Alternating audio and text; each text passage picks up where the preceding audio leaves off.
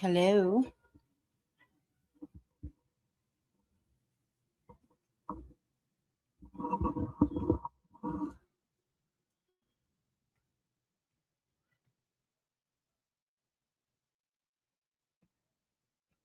Hi, Twisted.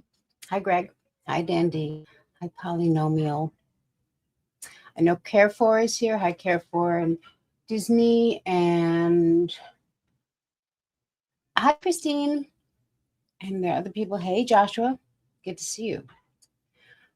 And other people. Goldie, Cliff, M. Edison's. Yes. Good. I'm glad you're here and you can chat. Hi, Ocean. Hi, Beth Serrano. Oh, Beth, did you go to CrimeCon? Super Kelly. Hey, Joette.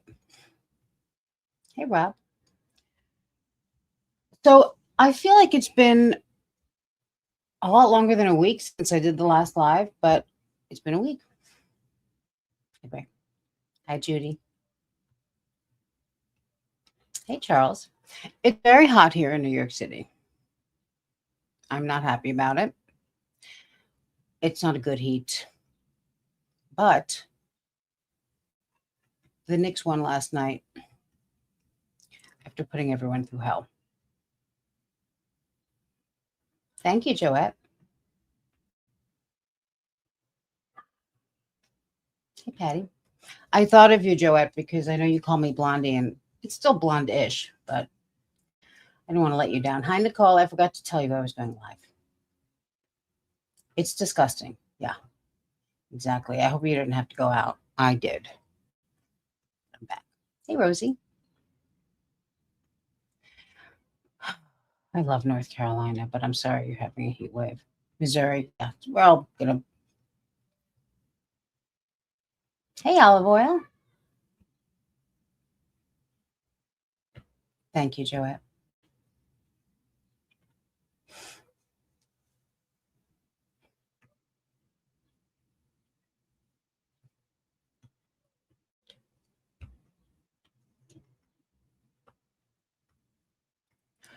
I'm gonna add the comments to the stage because I think that some people like that, and if it's irritating or whatever, let me know. Hey, random. Hi, Val. Um, so Florida, I can't even imagine. I have a few different things that I thought we could look at and decide as we go. Hi, Kathleen. I didn't watch that trial. Kevin Lakewood. I haven't really been um is he the one who killed someone with his car on a boat or something? Like his family and I don't know. I don't think that was him. Every single thing this is what I'm saying. Yes. And I would think you're making fun of me, except for I have a feeling you're just expressing your feelings as you should. Hey, Boom. Working in the garage. What's happening here? I don't even know you. I thought I knew you. Um, Hi, Paulette. Hey, Emmanuel. Good to see you. So, yeah, everything is irritating. There's just the end. Full stop. So I have a few things. I have some body cams and I have an interrogation that I think actually it was my bestie who texted me and was like, wow. So I put it to the list and we'll start there. It's called Something's Wrong with Methany, something like that. And I figure we start there and we see what happens as we go. Thank you, Just Me. Hi, Just Me.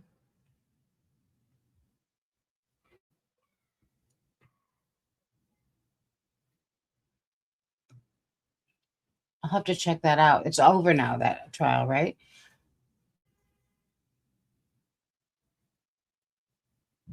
Beth of a salesman, you're sweating in the garage too? What's going on here?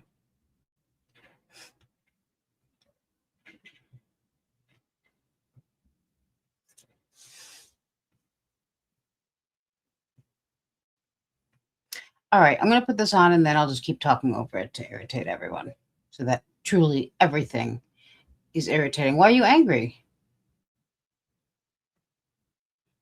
Wrong one. Hang on.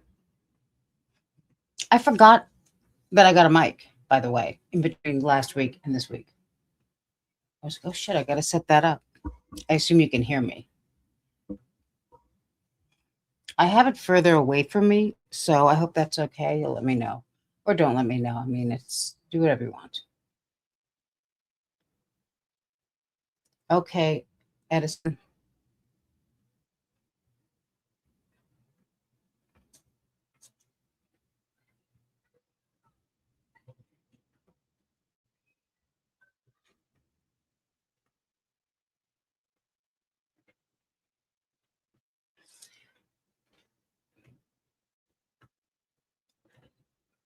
Hi, hello, baby. Poop. This hello, baby's in it. Going to pool parties every single day now. It's like she's living the life that we should be living, and I'm very happy for her.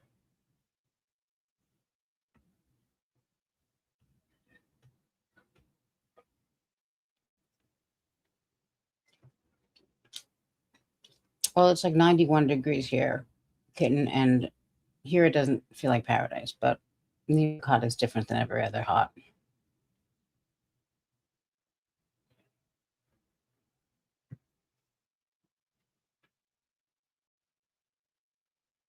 All right, let's get it started. Hey, Dor.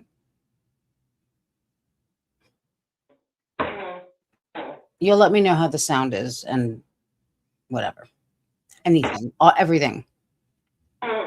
Friends, today's Muppet is Nicole Max. Now, this is, I think it's True Red Crime. He's got a few sites, a few channels. I always forget what they're called, but I love this guy. And when I first started watching him, you know, when his channel started, he said that he wanted to get a lot of subscribers because he wanted to make his mommy proud. Her roommate was found dead. Police have her as a suspect. I'm going to start with her being taken to the police station. I will put the link afterwards in the thing. Or in the chat if you're interested. All right, we're going to go across the hall, please. It's freezing in there. I know. Hey, Wallace. Hey. Yeah. Okay. Okay. I am freezing, so I would appreciate this.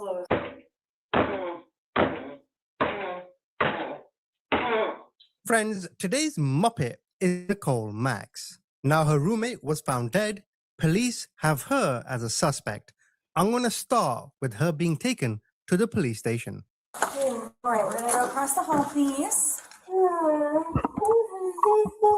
It's freezing in there. I know. Hey, Wallace. Hey. Yeah. Okay. Okay. I am freezing, so I would appreciate Real this. close. Okay. You want to take your shorts off and put these on?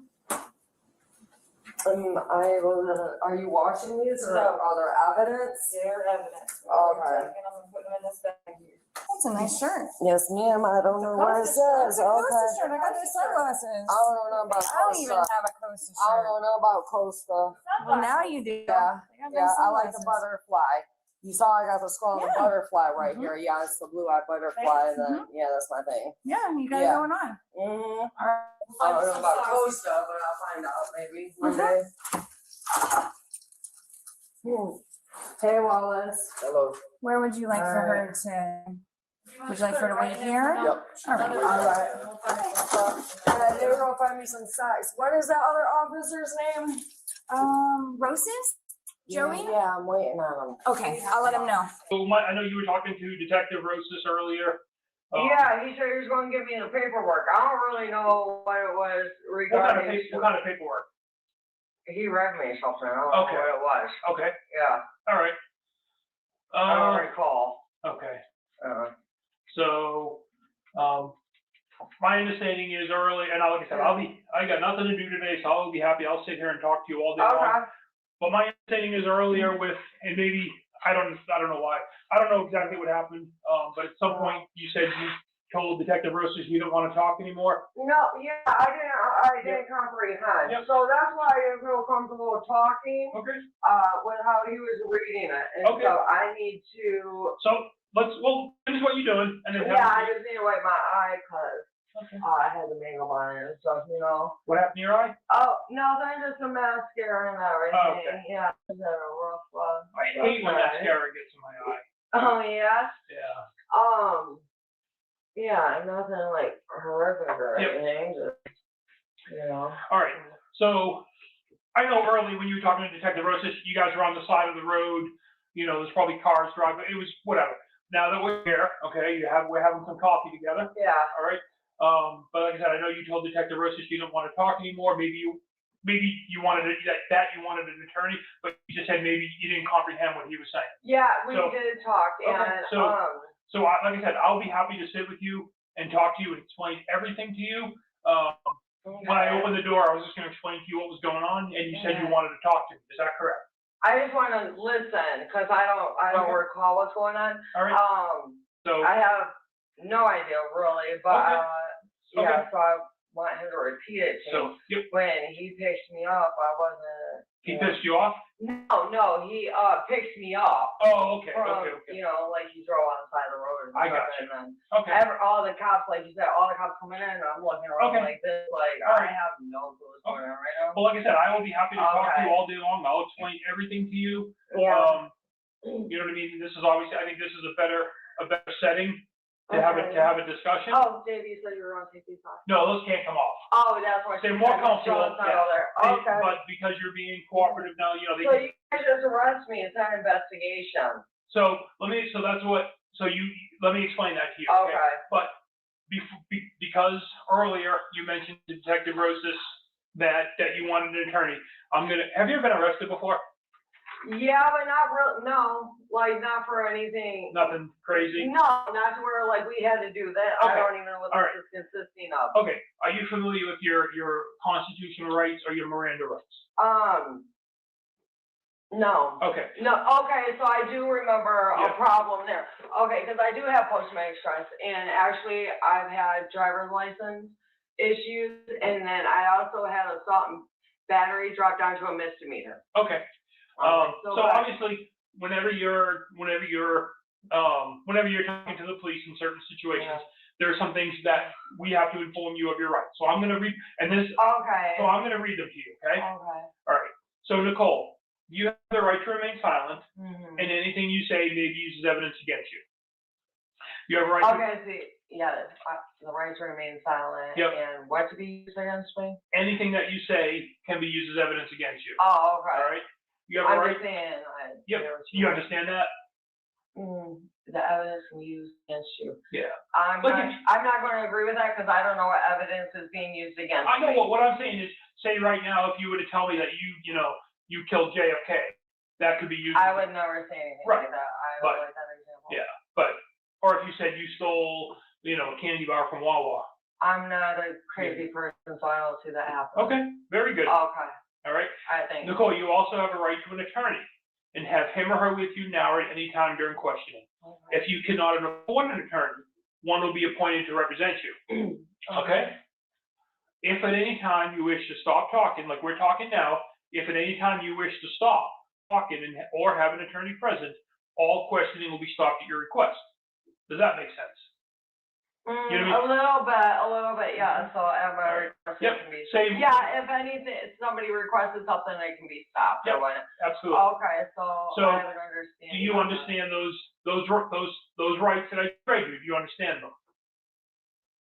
I have an idea of. Okay. All With right. those rights in mind, Yeah. do you want to speak to me right now? No, I do not. Okay. No, I want an attorney, because I have no clue what's going on. Okay, Yeah, at all, okay, at all. all right. Okay. Like, I don't even know why I'm here.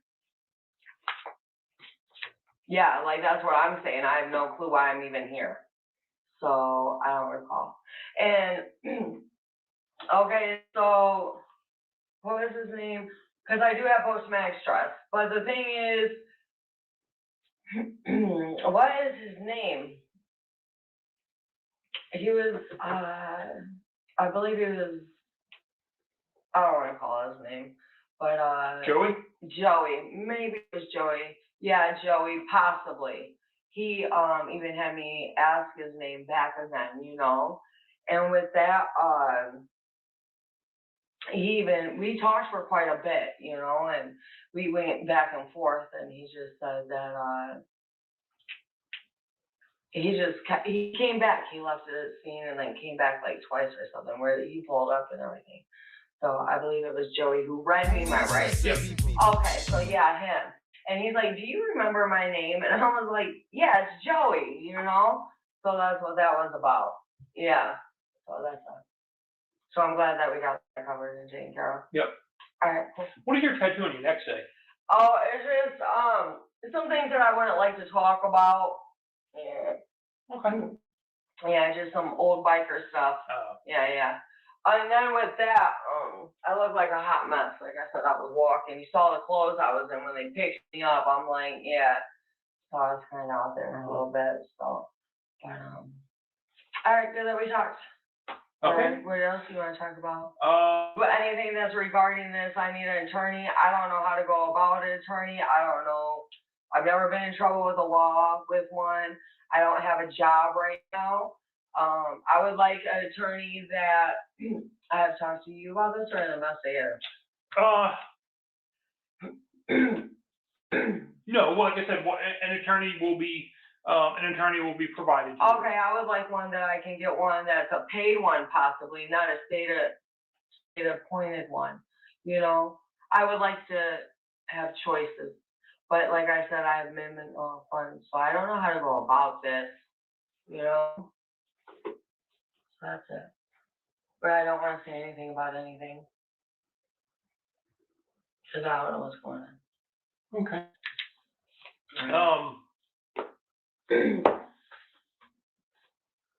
So obviously, you know, so you're going to go to jail today, okay?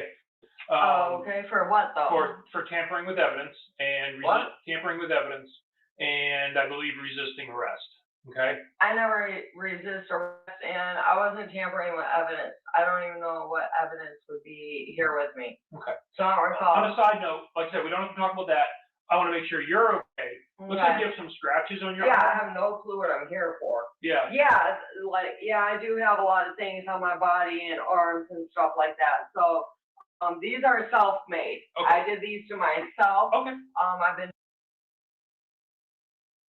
Okay. I just wanted to make sure you weren't victimized while you were out on the streets or anything. You know, no one. I don't believe so. Okay. I just want to make sure no one hurt you. Okay. Yeah. Okay. No, All right. I'm all right. Thank you for asking. How's your coffee? I haven't tried it yet. Try it. I'm excited. Listen. So, Oh yeah, like right here, I got bruises and stuff too. what are those from? I don't recall. Okay. Yeah. What biker gang did you used to be I'm affiliated not with? part of a gang. Okay. I'm not in a biker gang. Okay. So, You used to hang around with one? Yeah. What gang? I'm just curious. It has nothing to do with Huawei. It has nothing to do with what's going on. Just curious. No, and I wouldn't like to discuss it right now. Okay, but I'm not part of a biker gang or Good. anything like that, or wasn't around anything. I was, yeah, so. All right. Just somebody I knew. All right. Within So, the organization. Okay, so I'm a little confused. Like I said, you keep saying you don't want to talk, but then you say because you don't know what's going on. Yeah, Do and you want to know what's going on? Yeah, Okay. okay. So I wanna listen, I don't wanna speak. Clear enough. Fine. Okay.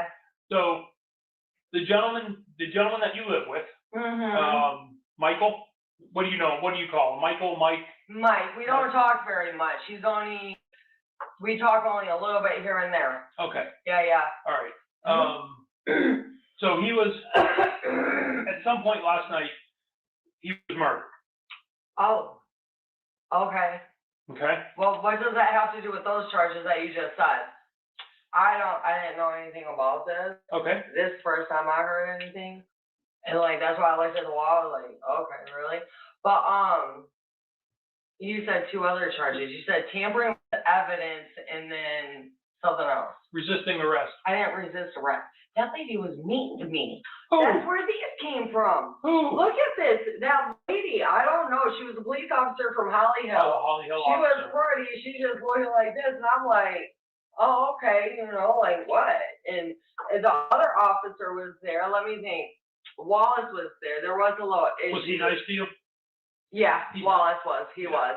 There was another one that was there that, I don't know, but she did this. I should write a report on that. I'm upset, but I don't want to. Okay. So obviously we're Yeah. investigating the murder of Mike. Yeah, Okay. okay. All I right. don't know anything about that, and like I said, right now I'm kind of wound up, so I don't want to get into that. Okay. Okay. So So tampering evidence and resisting arrest. Yeah. I would like to fight those, or I'll speak on that, but I didn't resist. No, you don't have to speak on Or, anything. we'll talk more about it later once I read the report. Yeah. Yeah. 'cause- Joey's right there. He's right there right now. Like I said, I don't really remember exactly how things went down, and I want to make sure that we're, you Yeah. know, like, I do know this happened, Yeah. so. Yep. Yeah, that part, that's it. I want to make sure, you know, everything got taken care of. Yeah. Yeah.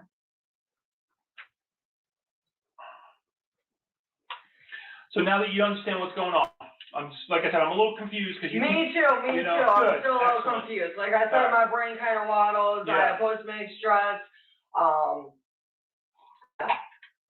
So now that you know that you are going to jail, like I said, for tampering with evidence, resisting arrest without violence, okay? But at the same time, you know, we're investigating what happened to Mike. So with Okay, that, I you know what I mean? And I haven't seen him, I don't know. Hold on. I don't know. I'm not saying you killed Mike, but we would like to talk to you because obviously you live with Mike, so you may, you know what I mean? Yeah, But it's up to you. So, yeah, no, I don't even want to discuss this any longer because, okay, all right. yeah, I just got out of the hospital. Oh, That was last are you time. okay? Yeah, that was the last time I talked to him. I had abdominal pains, Okay. you know, so. What yeah. happened? What were you doing when you had the abdominal pain? I'd rather not talk about that. Okay. All right, thanks. All right. Yeah. So, he picked me up from the hospital and he got me a breakfast sandwich, or he forgot my breakfast sandwich. And that was it. You forgot your breakfast sandwich? Yeah.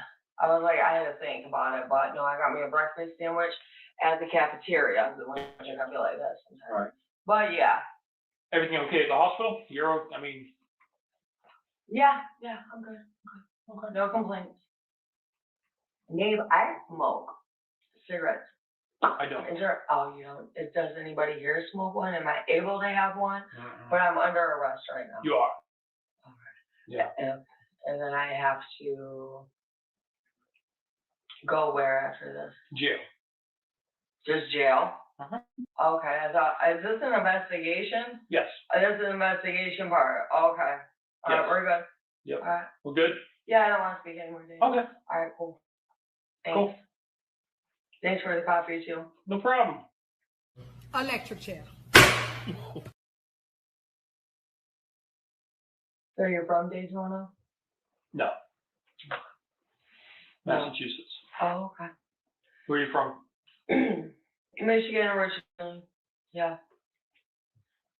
So, been here on and off for about 4 or 7 years, that's it. How many? 7 years, on and off, yeah. Cool. Yeah. Can I get socks, Dave? Any socks? We gave you socks. No, these are slippers. I want socks. Those Give are me like, slippers. I'm freezing. those are like sock slippers. Yeah. That's all we have. Yeah. Okay. Sock slippers? Yeah. Sockers. Yeah. Oh, that's what these are. I have no idea. Okay. I just made that up. Yeah. All right. Good Mhm. one, I suppose. Right here. Yeah. They're freezing. Oh. Yeah, I just want to like to discuss anything else before my attorney. What is that red button for, Dave? Don't know. You don't know. It's kind of dangerous, don't you think? Huh. Okay. I don't think I ever noticed it before. Oh, okay. Ow, I got an itch. Yeah, of course.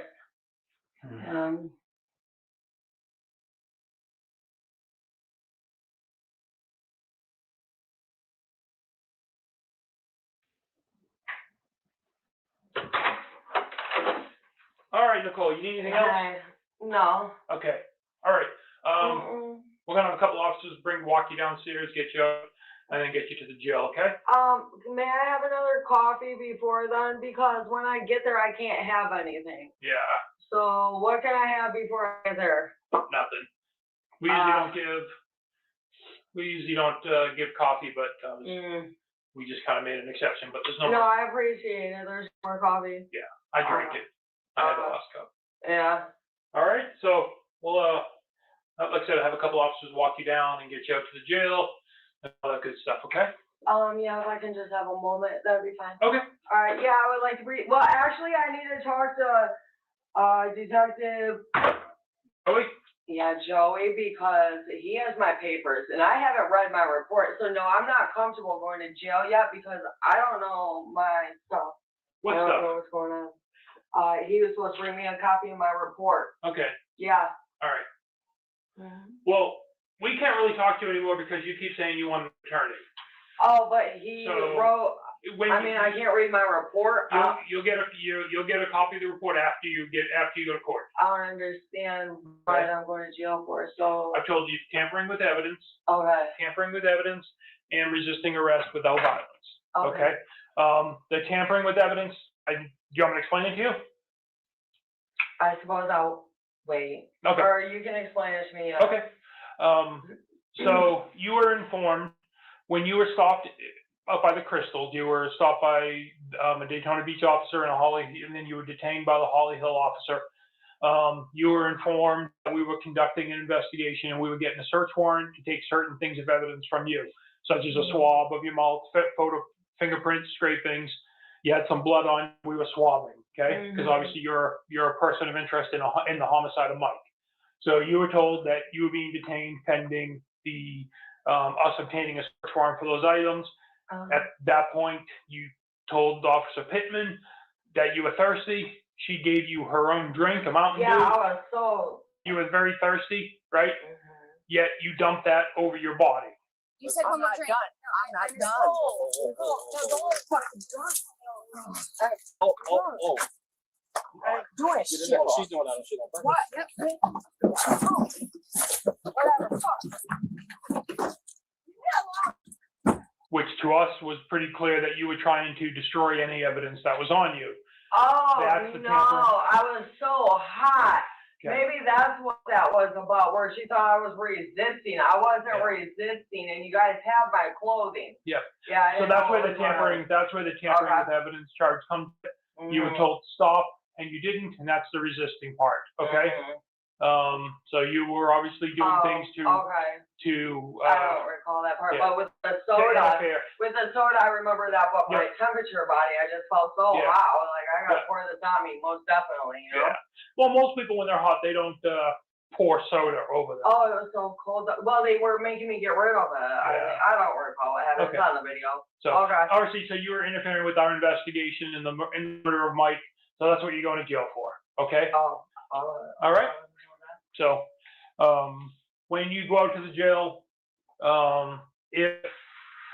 when things settle down, like I said, if you want to talk to either myself or Joey or Jason, just let the people at the jail know, and we'll come out and talk to you. Yeah. Okay? All right. Thanks. All right. So that's the end of her police interview. Now I'm going to go back to where she was first found. Here's the body cam footage. I'm going to tell you, when you just told me over there, you said to me something that sparked my interest. What was that? Well, you told me that you were homeless and that you didn't know the person I had showed you. Mike. I told you that. No, I do know him. But I'm telling you. I live at a house. But you told me you were homeless for 4 years. Off. Yes. And then when I showed you a photo of a man named Mike, you said you don't know who he is, and then you changed your story and tell me you did. I do know him. He looks like the other Mike. But then I also told you. I don't feel good. Me neither. But you also told me you haven't seen him in days, And the next thing you know, you tell me you saw him after the At the hospital. After the hospital. Yeah, I live What were you, there. and then what were you guys doing after the hospital? What was he doing? What was he doing when you got home from the I hospital? don't know what he was doing, Okay. but okay. Was he walking around? Was he telling you? Was he talking to you? Did he talk to you about anything? No, we don't talk. I just talk to him he's my roommate. Hmm? He's my roommate, and I just talk to him once in a while. And I live When's there. the last time you talked to him? Sometimes Tonight? I come out in the streets and I hang out in the streets for a couple of days at a time or whatnot. Yes. So that's what that is. Okay. So when, what was your last conversation with Mike? Can you give me a burger? Is that what he said? Yeah, a sandwich burger, Where at? a breakfast burger. From where? Okay. From where? Racetrack or something. I don't know. And did you go and get him a burger? Yeah, I live there. No, he got me one and brought it to the hospital. Okay, today? Yeah. Okay. Was that for you? So did he pick you up from the hospital? Yes. Okay. And then we went back home, and then I was back out in the streets. Okay. I told you I come out in the streets once in a while. Okay. Yeah. What time did you leave the house? I don't recall. You don't remember? Mm-mm. It's on my phone. You guys got all my stuff, so it's on my stuff. It's on my phone. Right. Yeah. So when you left, did you leave by foot? Did you walk away? Yes. Okay. All right. And what was Mike doing at the time when you left? Was he awake? Was he sleeping? Was he? I walking don't know around? what he was doing. He was in the house in his room, or he was on the couch or something. Where's your room located at the house? Bottom floor. Bottom floor. Mhm. If I were to walk into your home, I am where- the left, second right? bedroom To the on left the or right? left. On the On the left. left. And where would Mike's bedroom be? Upstairs. If I were to go upstairs, would his To bedroom the be on the? right. Would his bedroom be on the? When I walk up the stairs, would it be on the left or would it be on the right? Right. He would be on the right. Yeah. Does his inside of his bedroom? Have you ever been inside there? No. No. No. Never.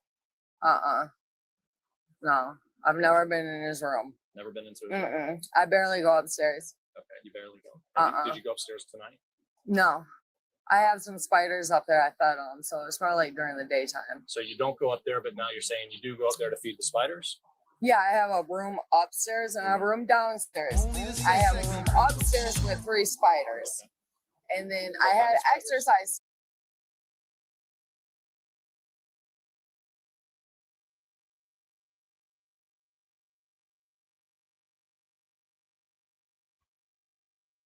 She say that she goes to feed the spiders? Is that what she said?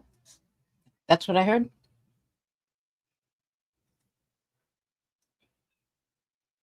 Yeah. Have a what?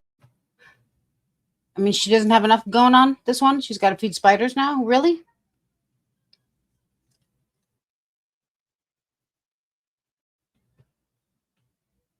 Is that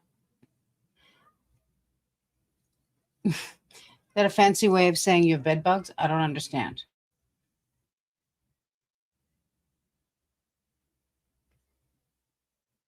All right. Yeah, what do you feed? I've never heard this before. I mean, squirrels, birds. Okay. Spiders? Hey, Alexa, son. Yeah, tweakers do strange things, but I mean, I would have kept that to myself, but that's me. She's not keeping anything to herself except for, the thing she did. Hey, Lisa.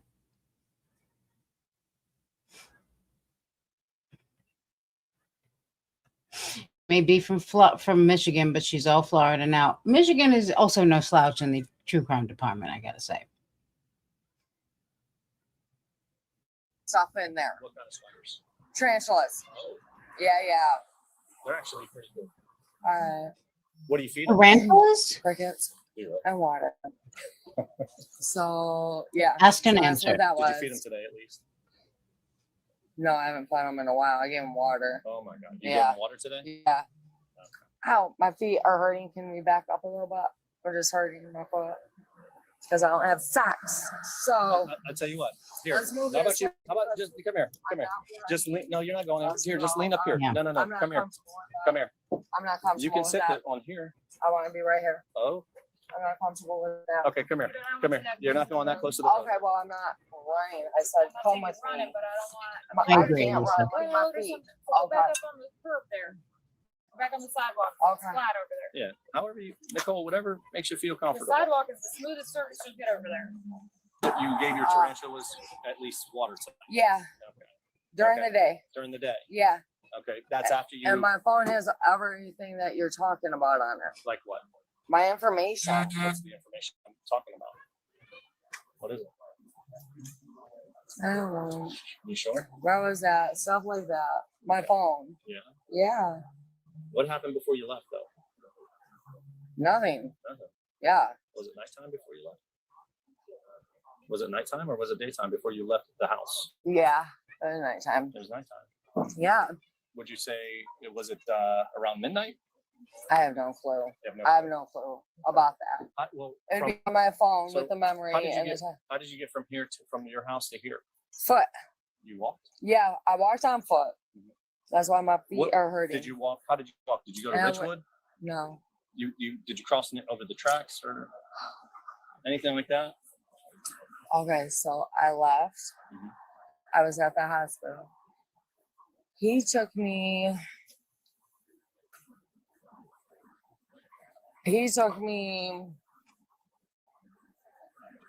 He picked me up from the hospital. He took me to the house. I was there. And then I was upstairs with the sweaters. I gave him water. Hi, That was Rowdy. later on in the day. Yeah.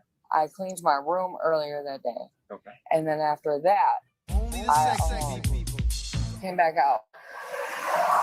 And I walked over here to the bridge. And then I walked this way towards the park. And that was that. Was it? And then I walked back this way and you guys picked me up. Yeah. So whatever time you guys picked me up at, around that time. I see. Mhm. Okay. Did you have any kind of was there any kind of argument with Mike? No, never. I've only talked to Mike once or twice. Like, well, not once or twice, but we don't talk often. He's very quiet. Very quiet guy. Mm-hmm. Was there anybody else at the house visiting with you? No. Just you No. and Mike. Yes. Do you ever have visitors come over and visit? Very rarely. Very rarely. What about Mike? Very No. no. Kind of by himself. Yeah. I see. Yeah. I see. Yeah. And so the only people that were there at your house tonight Me. was Mike, you and Mike. Yeah. You know you have cameras all in the house, right? Yeah, that's fine. Okay. What do you think the cameras are going to show? I don't know what you're talking about. I don't know. I mean, We got 3 cameras outside. Yes. Okay. I'm aware. Okay. I'm aware. But are the cameras going to show you leaving the house by yourself? Yeah. I'm always by myself. Do you always carry a knife and a and fuck you on the potatoes. No. Yes, a knife. Yeah. Why were you carrying a hammer then tonight? Because I found some in the closet. In whose closet? Mine. You keep hammers in your closet? Mhm. No, not my closet, the work closet. So, yeah. And that's it. Yeah. Yeah. I always have knives on me though. Yeah, you always have knives on. Yeah. But tonight you decided to carry a hammer as well. Yeah, sometimes. And I also usually have like a fold out ratchet and stuff too. A what? I don't know what the tool's called. I forget what it's A called. ratchet? That's what Not a it's- ratchet. It's like a fold up pocket one with something. Okay. I forget what it's called. Yeah. Hmm. Why do you carry those by chance? Just out of habit. How to have it? Yeah. I've done it my whole life. That you carry knives and Yeah. hammers Yeah. and fold out ratchets of some. Yeah. Are you afraid of something? I'm afraid of a lot of stuff all the time. Why? But why? Why? Oh. You want to tell me? You want to tell me what happened with Mike? With you and Mike? No. It's just you and me talk. Okay. No, I don't want to talk. You Nothing wanna ever talk? happened with Mike and I don't want to talk. Have you ever dated him? No. Okay. Does it? Just curious. Friend to friend. Does it bother you when we talk about Mike? No. Are you? I know you're familiar with the accident that occurred tonight. I know you're familiar with it because I saw the camera. So I know you're familiar. Okay. Where did you see the camera? Well, Okay. you, I don't know anything about cameras. okay. Well, do you know that the camera? I have you on the camera walking out when the house goes on fire. But you know that, right? So there's no denying it. I just want to know why. Because you're too nice. You deserve better.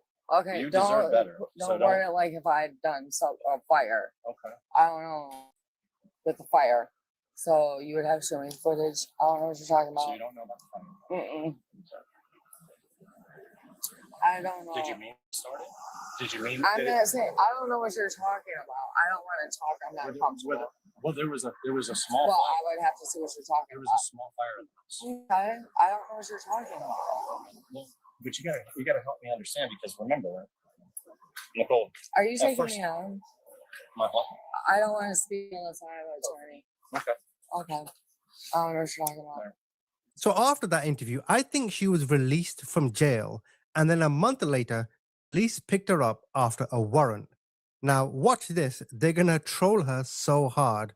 But you notice how different she looks? Was this on purpose to hide? But take a look at this. I really miss them eat when I get there. You know, in jail, you don't have to wake your ass up after 4 o'clock. 4 a.m. Lunch is at 9. This sucks. It's like, what the fuck? Oh my god. Yeah, never been. Huh? He said never been. You should go. It's a fantastic place. Sounds like it. Yeah, you'll enjoy it. Enjoy it.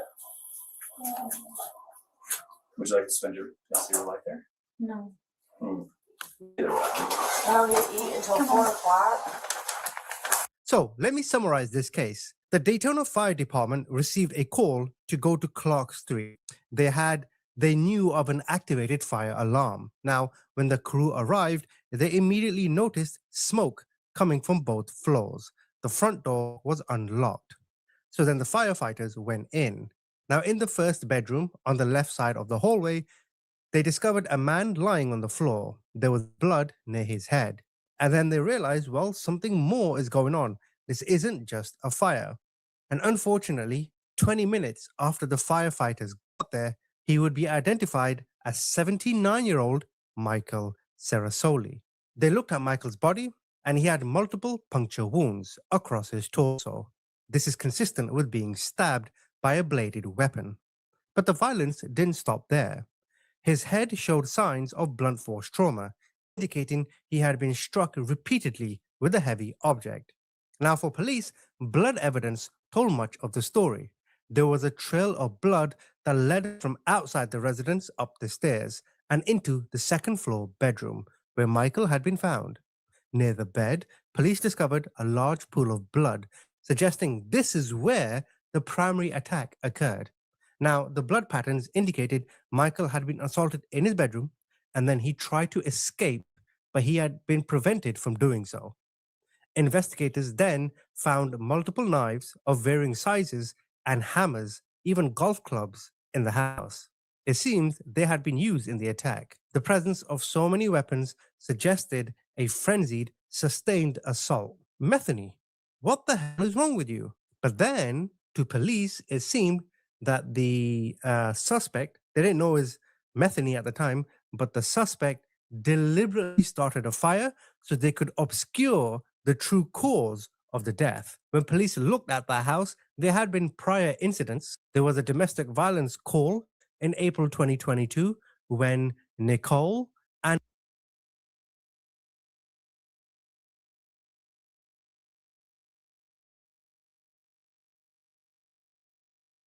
Michael Alvarez, he's the owner, they had a bit of a dust up and the police came. So at this moment, this is where police were like, okay, we need to go find Nicole.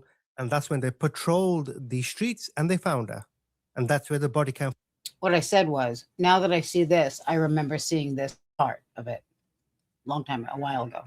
Footage comes from. And of course, as soon as police found her, they saw the look on her face, they saw the way she was acting, They were aware she knew why they are there. This to them suggested consciousness of guilt. She wasn't surprised to see police. She was attempting to distance herself from the physical evidence linking her to the crime. But of course, she was immediately taken into custody. And when they were speaking to her on the way, police learned details of her mental health. She was reportedly taking quetiapine. I probably said that incorrectly. This is an antipsychotic medication used to treat conditions including schizophrenia and bipolar disorder. And this information, of course, is quite relevant to both understanding her mental state, but also her legal defense. You get it? However, despite all of this, the judge told her, "Shut your mouth, young lady. There's nothing wrong with you." And she was sentenced to 35 years in prison. And look at how she looks in prison. It's like a completely different person. Yeah. Unfortunately, we don't actually know what her motive was. Police never learned this. So the only best way to describe why she did what she did is because she's a muppet. Let me know what you think. Right in here. Well, we're both going now. I didn't say you were, but we're both going. No,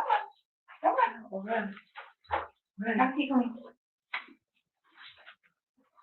You can give me my watch. Excuse me, you help me with this? I will put them in the front after you finish doing what I'm doing. Thank you. I don't understand why you got black stuff on the wall. No, right there. You don't want to sit? No, ma'am. Okay, well, you don't have to right now, but eventually you're gonna have to. No. Okay. I mean, she looks like she might be getting delicious delights.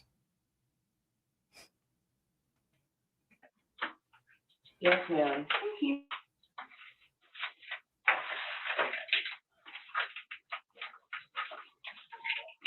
Calm down.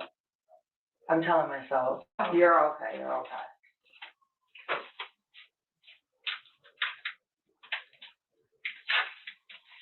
You're okay. Thank you. I appreciate that. Hi, Elise.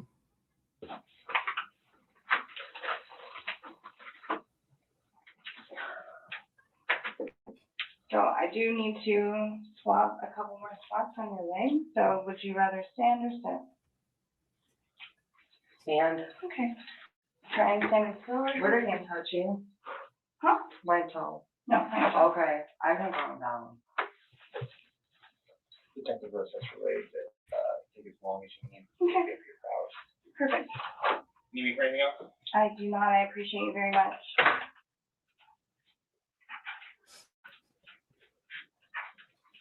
I'm not doing anything anymore. Okay. The handcuffs are getting warm, ma'am. Uh-huh. Hi, Rolling.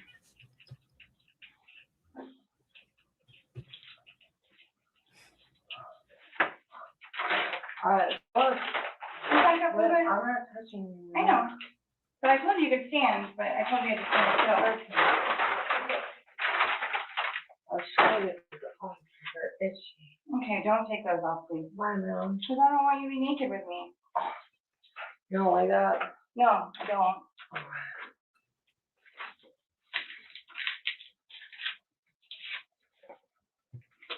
Do me a favor? Okay. See you soon. I can get someone else to Wendy. help me, or you can be cooperative. Yeah, please. If Somebody you has to help. You want someone else to help me? Yeah. Can the detective come in here and help me get a buccal from her? Oh, may I get one of those for my ears, please? Yeah. Thanks. Can I do your mouth first? You put something on it and I don't feel comfortable. Nothing's been on it.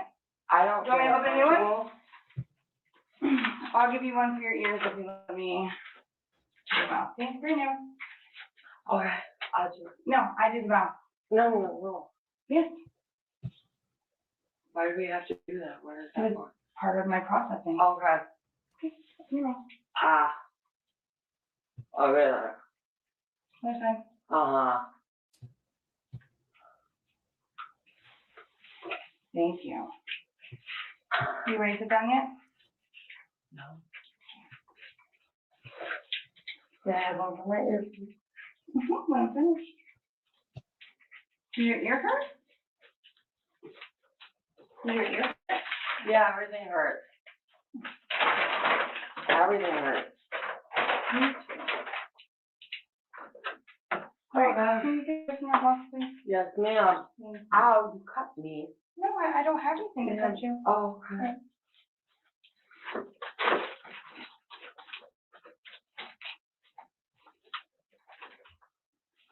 I'm not doing anything.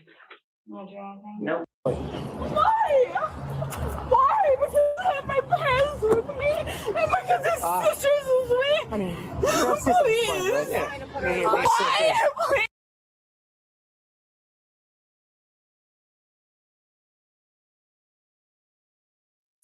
This is the next body cam. I guess that one was over. Seems sudden, but okay. This is called Insufferable Sister with an Endless Attitude. And I started watching this just to make sure that it wasn't too mature for you guys. For trespassing, but she went right back inside anyway. Officers quickly took her into custody and started walking her toward a patrol car, but that's when the situation escalated. Her sister showed up completely aggressive and started demanding they release her. Who's she? Okay, you need to back away. Why? You need to back away because I'm telling you, that's why. Yell at me, but why? They've told you several times you're going to be arrested if you, so back up 25 feet. Got you. That's not 25 feet. That's not 25 feet. Go over there across the street. I'll talk to you in a moment. No, my flip flops. No.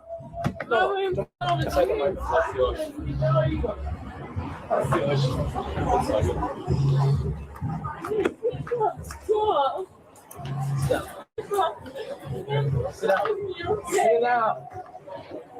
It's okay. I'll go try to find her. Her wallet? Tell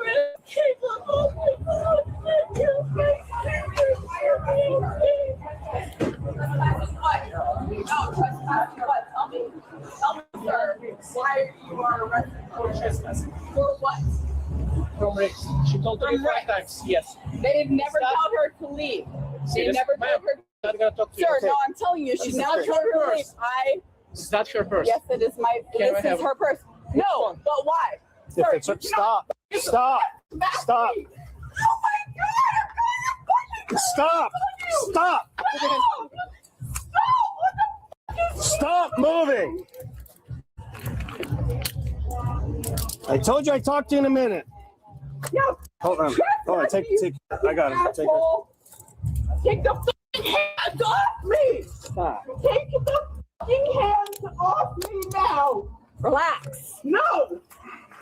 Take the fucking hands off You're gonna stop. You're gonna go to the ground. Got you wanna fucking talk to me like I'm gonna that? talk to you. No, you have fucking hands on me. Stop. Take my hands out of the fucking. Which one's Why? yours and which one's? Why? Because I have a purse on me? Why, sir? Put your Why? flip-flops on. Why? No, this is fucking wrong. Why? Why you fucking don't want me?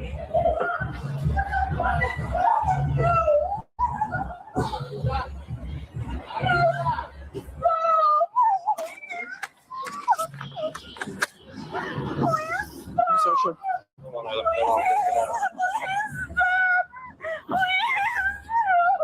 How old are you? Okay. How old is your sister? Okay. We're done. You don't want to listen? We're gonna go this way. Why? Because I have my parents with me, and because his sisters with me. I mean, Please. Why? Please. This is so wrong, Justin. This is so fucking wrong. This is so fucking wrong. all you had to do is No, listen. it is. This is Hold on, I gotta put fucked shoes up. in there. You're an asshole. You're a fucking prick. You stupid fucking prick. Chelsea, what the fuck is wrong? Chelsea, this is fucking stupid as shit. Why? Chelsea, what the fuck is wrong? Chelsea, what the fuck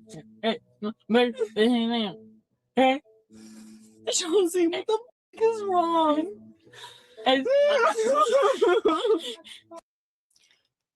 I hate these bitches already. Montgomery is getting a new trial. We had to sit through his, well, I mean, he didn't have to sit through the first one, but we did. I don't understand. What the fuck is going on here?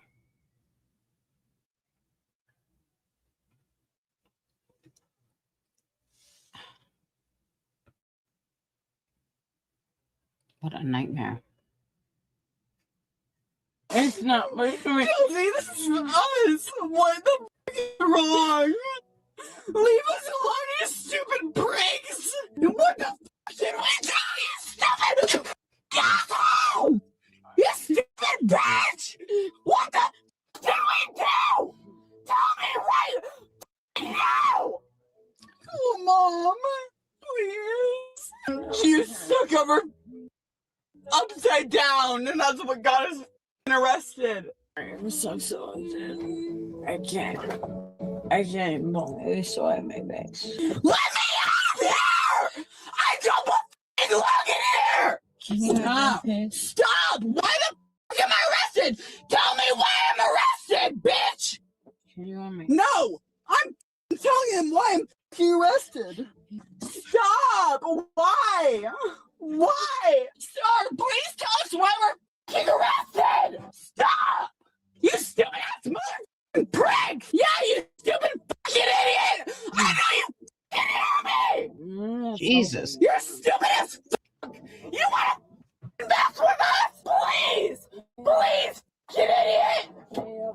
No! No, they wanna fucking stoop with us! Honestly, messy, right? Because you have Chelsea, shut the fuck up right now. This is your fault. You got us fucking arrested. I've never been arrested in my fucking goddamn life. Lately, you've been arrested multiple times right now, like, and every single night is for bed. Good night. Yeah, Chelsea, because this is my fault. Because I got one night. Get the Oh, seriously. Get the fucking No. police off us right now! If you want to piss off Right at one fucking now! if you want Please! to Call the police on us! one night, Please, sir! piss off us. The one who's not screaming is very drunk sounding. There goes the case going up. Yeah, this stupid slut bitch! Guess what we did? Fucking nothing! Nothing! We were going home! We were going fucking home! Yeah, Chelsea, I've never been in fucking a back of a fucking police car. Yeah, no, I know. I haven't, bitch. What do you mean? Have I? Have I? Let me fucking out of this car, sir! Why am I in here? Please give me a plausible reason why! Please! You won't even open the car! Give me a plausible reason why I'm on the car! I know you can hear me! What are you gonna fucking do? Arrest me? Tell me a plausible car for the reason I'm in here, please! God, Chelsea, I've never fucking been in an incremation except for you. Hear me out. What happened? You set that one out? You just stay home while we went out? Doesn't seem like you. I swear to God. Sir, can you please tell me the reason why I'm in the back of the fucking car? With a reason, please. Truly. Sir, please tell me why I'm in the back of a fucking car right now. You have not told me any plausible reason why I'm in the back of a fucking car. And you want to fucking smile and laugh like it's fucking nothing. I'm dead fucking ass. Tell me why I'm in the back of a fucking car right now. Because what? Because say it up again. Because what? Stand the fucking stop sign and maybe I'll listen to your fucking ass. What have I done? Oh, you're gonna scream at me in silence? Yeah? That's what you're gonna fucking do like a normal fucking police officer? Yell at me in silence while I'm sitting in the fucking back seat? Are you fucking kidding me right now? Are you serious? For doing nothing except going home and calling it a Uber, you're gonna fucking call the police on me. Truly. Tell me, like truly. All you're fucking doing is driving to fucking nowhere. Am I gonna fucking get on the side of the road and call my parents? No, you're gonna fucking call the police. So tell me what the fuck is going on, please. Chelsea, I blame you for all this bullshit. Why don't you have anxiety? Sick. You would hate to hear that, but honestly, you. Sure, like honestly, f- you because you know we've been sitting about Because you've been going out for with every your mother single, friends. because With you've your been mother going every friends. single night. Of course they do. You've gone out every single night, every bro. night. They've gone out every single night, you, and they play by either pond tour, and they play their beer, Exactly. and they play either 100 So please take us with you. Which would have been red, bitch. Shut up. It's different. Did she just tell her to shut up? Hi, Raina. Hi, this is Forever. Hi, Never Still. For me, that's rent. I would explain to you what's going on here, but it's pretty self-explanatory. These two young ladies are getting a ride.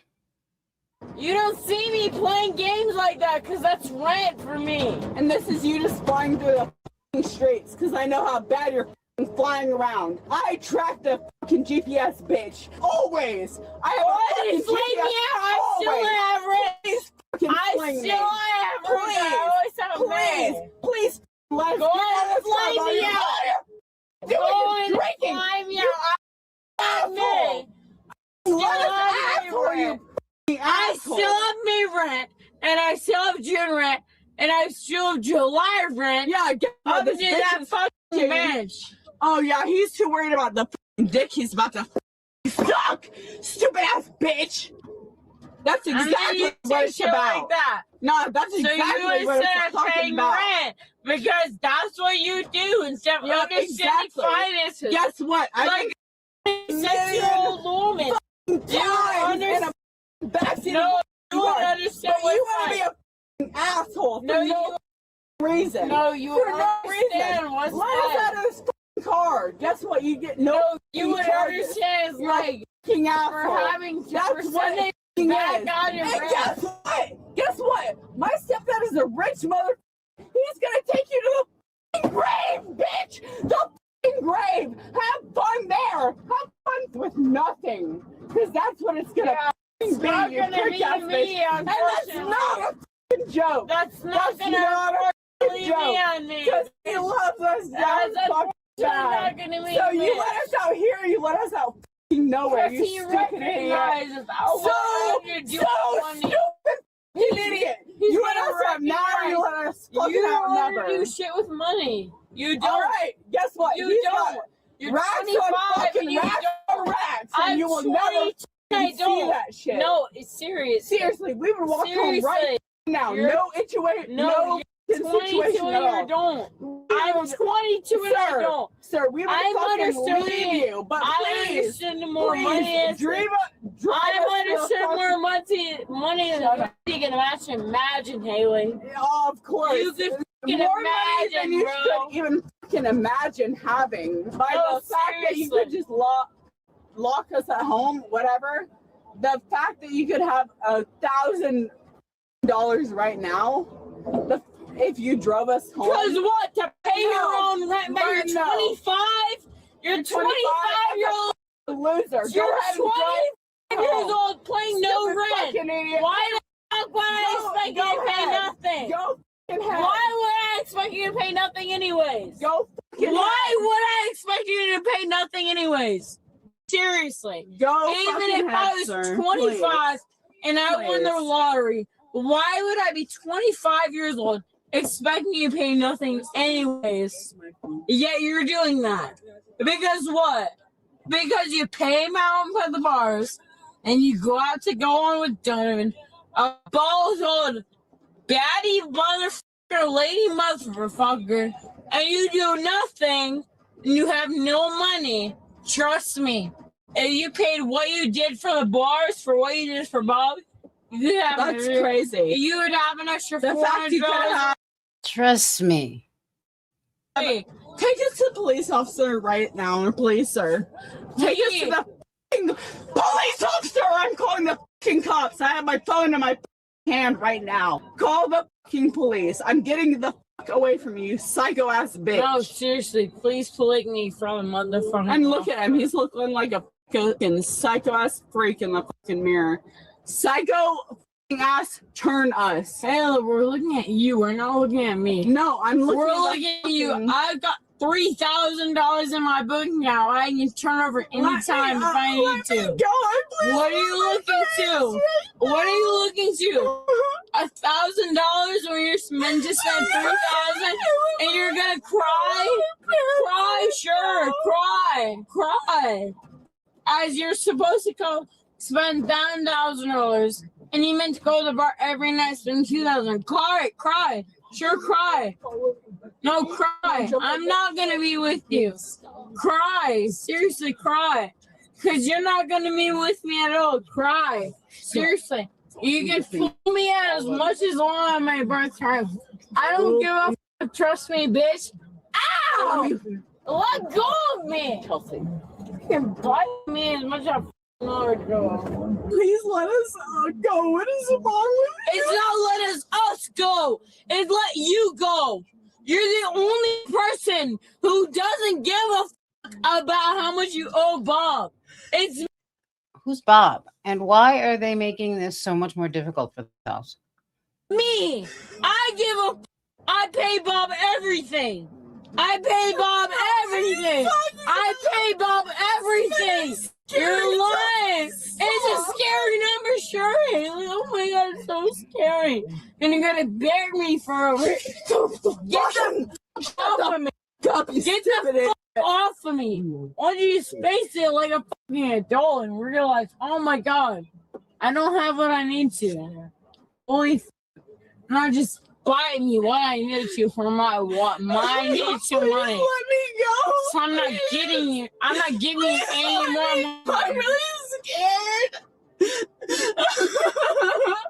Please, I'm really scared. Please let me go. I'm really scared. I just want to go home. Please. No, please. I'm really scared. Please. Please, sir, please. I'm really scared. I'm not giving Haley any more money. Yeah, I don't give a fuck. I don't care how much it is. I'm not getting. I said, what was she so scared about? And I said, thanks for stopping by, Betty.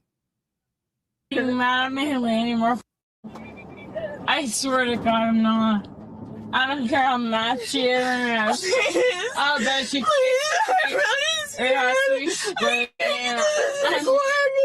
I'm not getting. Please stop. I'm really scared. Please, sir, please. Please stop. Please stop. Josie, please. Bob. Hi, Em and Emily. Thank you for the super chat and happy Friday Eve.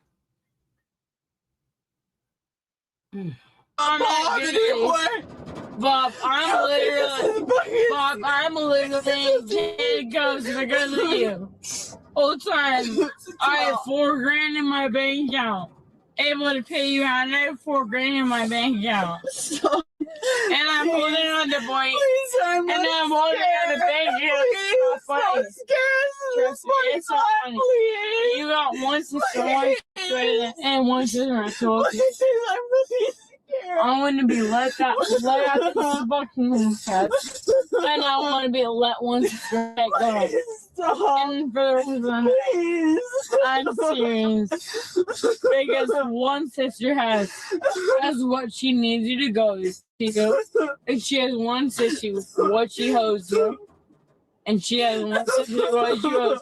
Yeah, I'm held sister first cause. Please hold me. I'm not. And you're held over by fucking Boy Scouts.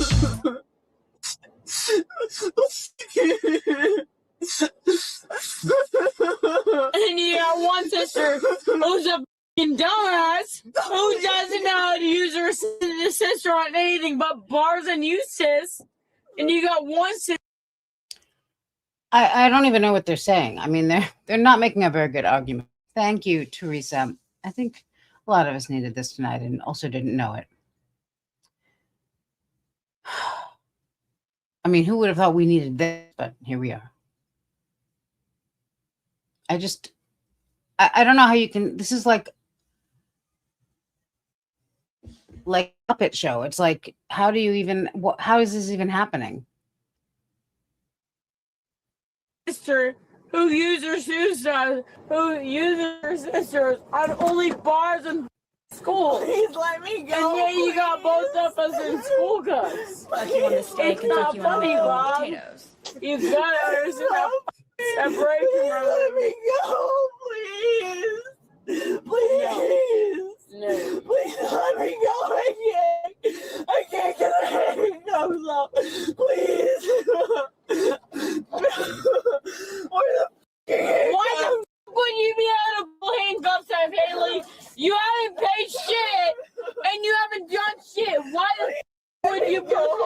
Why the f would you be able to pull handcuffs on? I've paid my money, and I paid my shit. Please let me go. I'm able to pull my handcuffs off. Please let me I'm able to pull my shit off.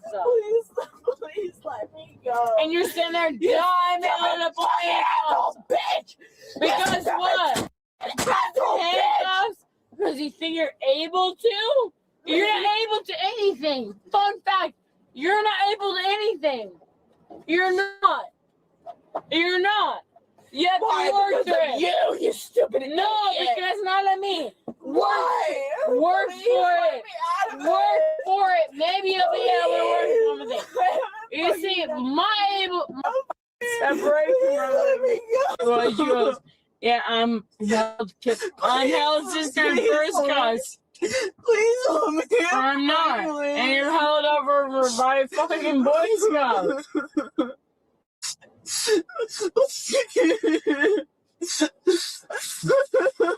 And you got one sister who's a fucking dumbass who doesn't know how to use her sister on anything but bars and uses. And you got one sister who used her suicide, who used her sisters on only bars and school. Please let me go. And yet you got both of us in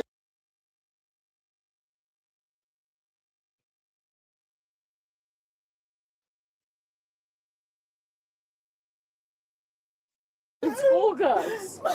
It's not funny, Bob. You've got to understand how separation Please from let me go, please. Please. No. Please let me go. Only the sex. Please. Where the Why the f would you be able to pull handcuffs out, Haley? You haven't paid shit, and you haven't done shit. Why the f would you be? Why the f would you be able to pull handcuffs on? I've paid my money, and I've paid my shit. I'm able to pull my handcuffs off. I'm able to pull my shit off. Please let me go. And you're sitting there, I'm able to pull my handcuffs off. Bitch. Because what? Handcuffs? Because you think you're able to? You're not able to anything. Fun fact, you're not able to anything. You're not. You're not. You have to work through it. You stupid idiot. No, because not at me. Why? Work for it. Work for it. Maybe you'll be able to work for it. You see, my workouts are only being into because of why? Because I worked through it. Why? I went What through. did you do? Because I went through school. I didn't do nothing. No, Please you're let lying. me out, you stupid idiot bitch! Please! I did nothing! You haven't done anything I yet. literally did nothing! You haven't done anything I yet. did nothing except cry! Please let me do. Calm down. No! Why? You're hurting my life right now. You haven't understood anything with your Fuck you on life. the steak and fuck I you on didn't the understand potatoes. my life. Please. I got my yoga certification. I got my yoga. I got my yoga certification. I got my yoga certification. I got my history. I've gotten everything since you. What have you done, Haley? They're gonna put you in a restraint chair. That's fine. I would rather be in that than Well, you're gonna be No. in jail in the No, restraint chair. she hasn't rather It's gonna been. be. She's rather been fine. Haley, chill the f I out. recommend you don't act that Then way. why are you Okay. acting like this right now? Why Because does she my hasn't done fucking shit. because my I wish you sister would wanted explain. to- Because my sister wanted to talk shit. Can you just explain to her that she hasn't done shit with school or any Arrested Development? You were told several times to get back. Thank you, Bella's mom.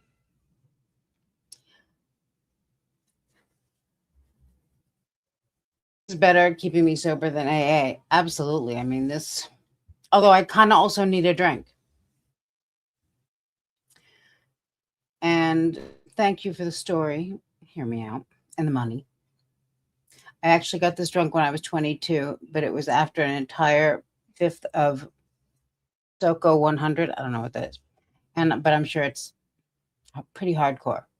And I dressed like a cowboy with a horse on a stick, and I was knocking drinks over at a house party and got punched.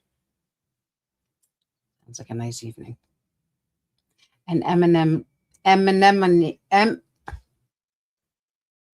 Emily's perfect niece is turning 4 months old tomorrow.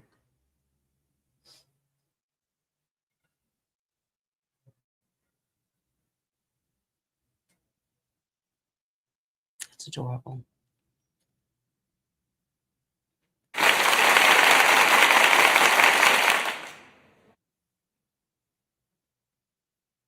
Now back to these hookers. 25 feet. Okay, you did it. No, and then you left. no. You came Can I back. tell you? Can I tell you? The bartender told me. He multiple doesn't times, give a fuck. Come back. Mhm, Guess yum, what? yum. Your sister is You okay came with the back to bartender. us. No, I did not ever come back to you. He doesn't give a fuck. To that office. He doesn't give No, a fuck, obviously, so No, you I listen didn't. to him. I walked to the. He doesn't give a Ignore fuck, her. so you obviously listen to Please him. ignore her. I didn't walk up to the. I walked up to the You bartender. walked up to this officer. No, I did not. Put in the cuffs. Please show me the f***ing video because I know you have it. Show me. You can see it. Please show me before you show anybody else. Show me because I know that's not true. Because I know that's not true. I know it's not true. So show me because I know that's not true. I would never 100% it is. do that. And guess what? Guess what? I was f***ing there too, and now you're gonna roll up and window up like a hypocrite ass f***ing bitch. Please. Please. And now you're gonna ignore me because you're mad. Because you're a cop. And that's how you get. No, that's how you get. That's how you get. I've never f***ing been arrested in my goddamn life. And you're gonna f***ing want to. Please take me f***ing out of the car. Exactly. He shows a f***ing camera again. Because he's a pussy ass mother bitch. Oh, are you gonna tell him that? Please, please tell him. I told him that. Please. No, like you're just a stupid bitch at this point because I've not said anything to this guy. I've not said anything to this guy. This is all gonna Except fucking nothing. this is all gonna show in front of his Joyce. Trust me.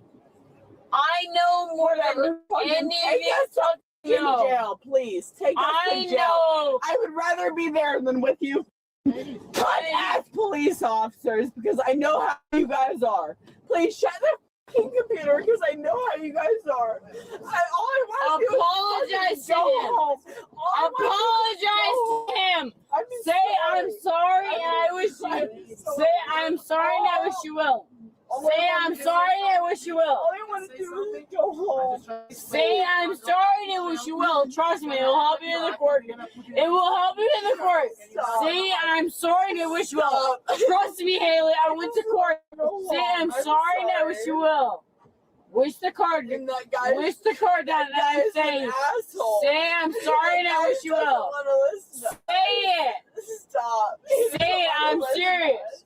Stop. Say it, Haley. Stop It's not talking. funny. I will say It's it not right funny. Say I'm sorry and I wish you now. will. Stop. It will cost you $4 I grand will. less. I will. Say I'm sorry and I wish you less. I'm really sorry. Please, I'm really sorry. Say it when the window's on. Say, I'm sorry and I wish you will. It will cost you $4,000 less. Say it when the window's down.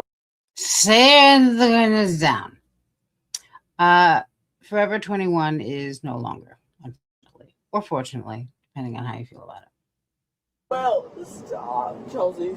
Shut up. No, but you're not. I'm going to. Hey, it cost me $27,000 to not fucking with me. I'm dead serious. Please stop and I'll go home, please. Sam, sorry, no, I will. I'm not reaching into their car. I'll please go home. I promise. I promise I'll go home. I promise. Say, I wish you will.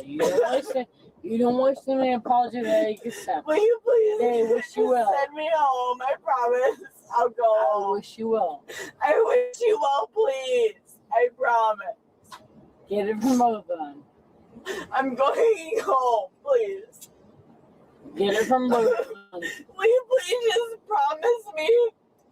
Please, I promise I'll go right home. Sir, please, we're never coming back here, I promise. I promise we're never coming back here, sir. I promise we will never come back. I promise we will never come back. Haley. Please just take us home, please. I promise we will never come back ever. Please. Haley, please. Haley, I was just joking, but Please. I wish I was joking. Hey, you're about to go to school for 2 days.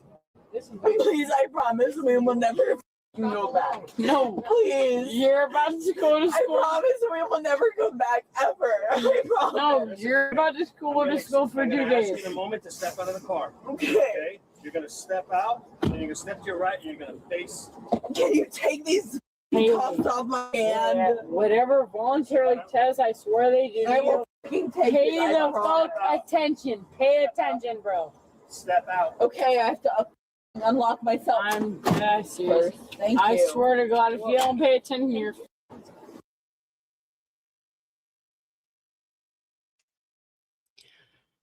Full of advice, that one. Emily, I heard a toast once that said, "Here's to those who wish us well and those who don't go to hell." Is this the origin story? Kind of, I guess. I mean, thank you, VC. Suma totally rocks. I've been out of sorts, so I'll be mostly lurking. Oh, I'm sorry to hear that. I hope you feel better. I mean, unless you want to be out of sorts. No. Probably you're out of sorts probably isn't what Sarah means when she says out of sorts. Thank you, BC.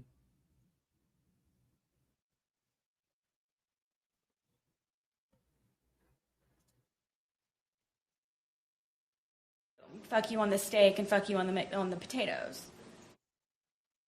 You're so silly. Mom, are you in the car?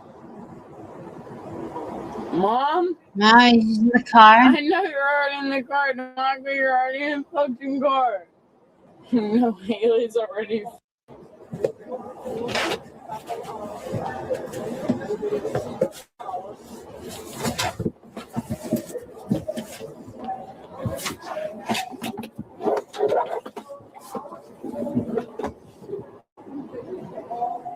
Haley, do the shit they tell you to. Hi, Daddy. Don't do any shit they don't tell you to. Do the shit they tell you to.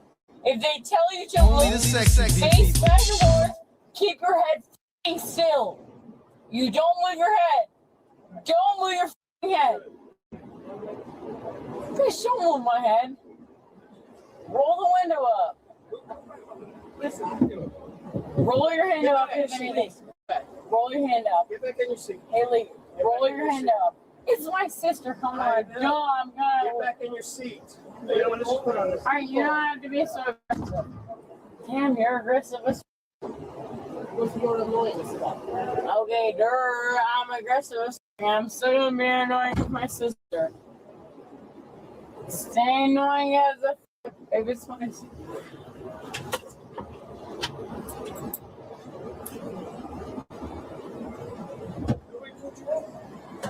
fuck are you stopping? No, then I would love to know why. Don't tell me in the vehicle. You saw me in the vehicle. Haley, don't get in the vehicle. Turn your head left and right. Get in the vehicle. Haley, Get in the vehicle. Haley, Put me on the Yes, get in the vehicle. Why Haley, are you telling me to get in the fucking Haley, Haley, vehicle. turn your left. Stop turning your torso. Get in the vehicle. I'm calling the police! Get your foot in the You're vehicle. hurting me! You're hurting me! Ow! Turn your left and right. You know, You're locked up for life, you stupid no, prick! now they dismissed the field sobriety test. Guess what? I have my feet up to the fucking No. sobriety test. No. So I'm gonna fresh them the f out! No. You stupid idiot! No. Why would you do that? Yeah, Facebook, you motherfucking prick! What the fuck is wrong with you? You think that's cool? You think that's nice? Haley, Pull away a Haley. girl?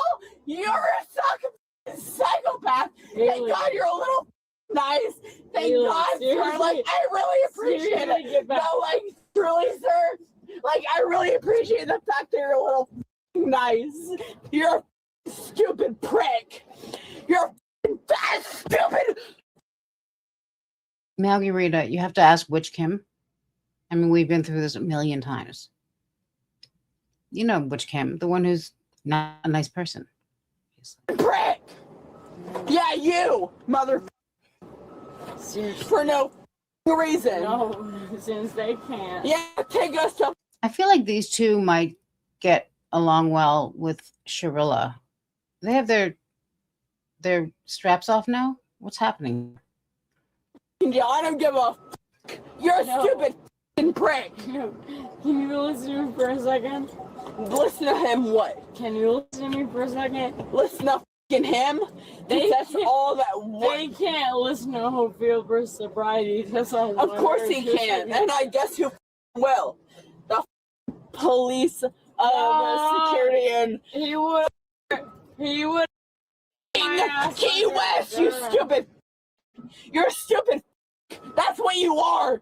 You're a stupid prick, and I hope you know that.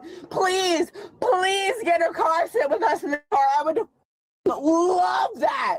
You stupid prick. Oh, you don't. Please, Haley, please. You seriously? What am I saying? No, I don't give a what I say at this point No, I'm because serious. I'm already arrested. No, Why doesn't the bald guy arrest Haley, me? you don't. Please, anything's better than a stupid bald Haley, prick. Haley, you don't want to Idiot. get arrested. I don't give a. Haley, you don't want to sit in there. That's you're arrested. No fair. Stupid f***ing idiot. No, I'm Whatever. sorry. Look at you laughing. Listen to Look at you f***ing laughing like a f***ing prick. He's laughing because no Marilyn will call And guess you. what? Hi, Candace. That's what I just said. They could hang out with Sharilla. They have what it takes. Thank you for being a member. What happened to that? I just want to go. Wait a minute. Wait a minute. Thank you for being a member for 7 months, Kevin Brady. I'm all out of sorts. Only the sexy people.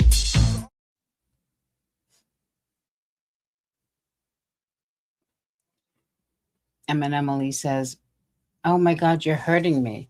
It's like that Florida body cam video from a few years back. Please tell me y'all have seen that. Which one? They all say that. Oh, the louder and more and horrible they are, they're immediately, "You're hurting me." Usually the men, the big men, start screaming and wailing. Thank you, Emily.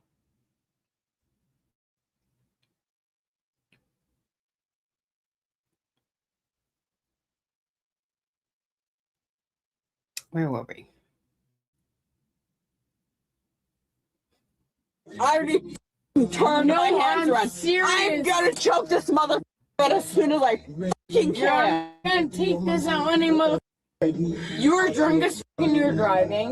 You're I'm not gonna- driving anywhere. You- The reason I'm arrested is because of you, Chuck. You're not gonna turn us around. You were drunk and you were Yes. driving. I'm not driving anywhere. I You am were not driving in driving a car. and you were drunk. You're not gonna turn us around. I'm serious. And the one. I was thinking that. Do I have my thing on? I was thinking the same thing. They look like those old, like I don't know if it's like those old medieval. Yes, they have that look about them. Especially the blonde one. The other one, I mean, yeah.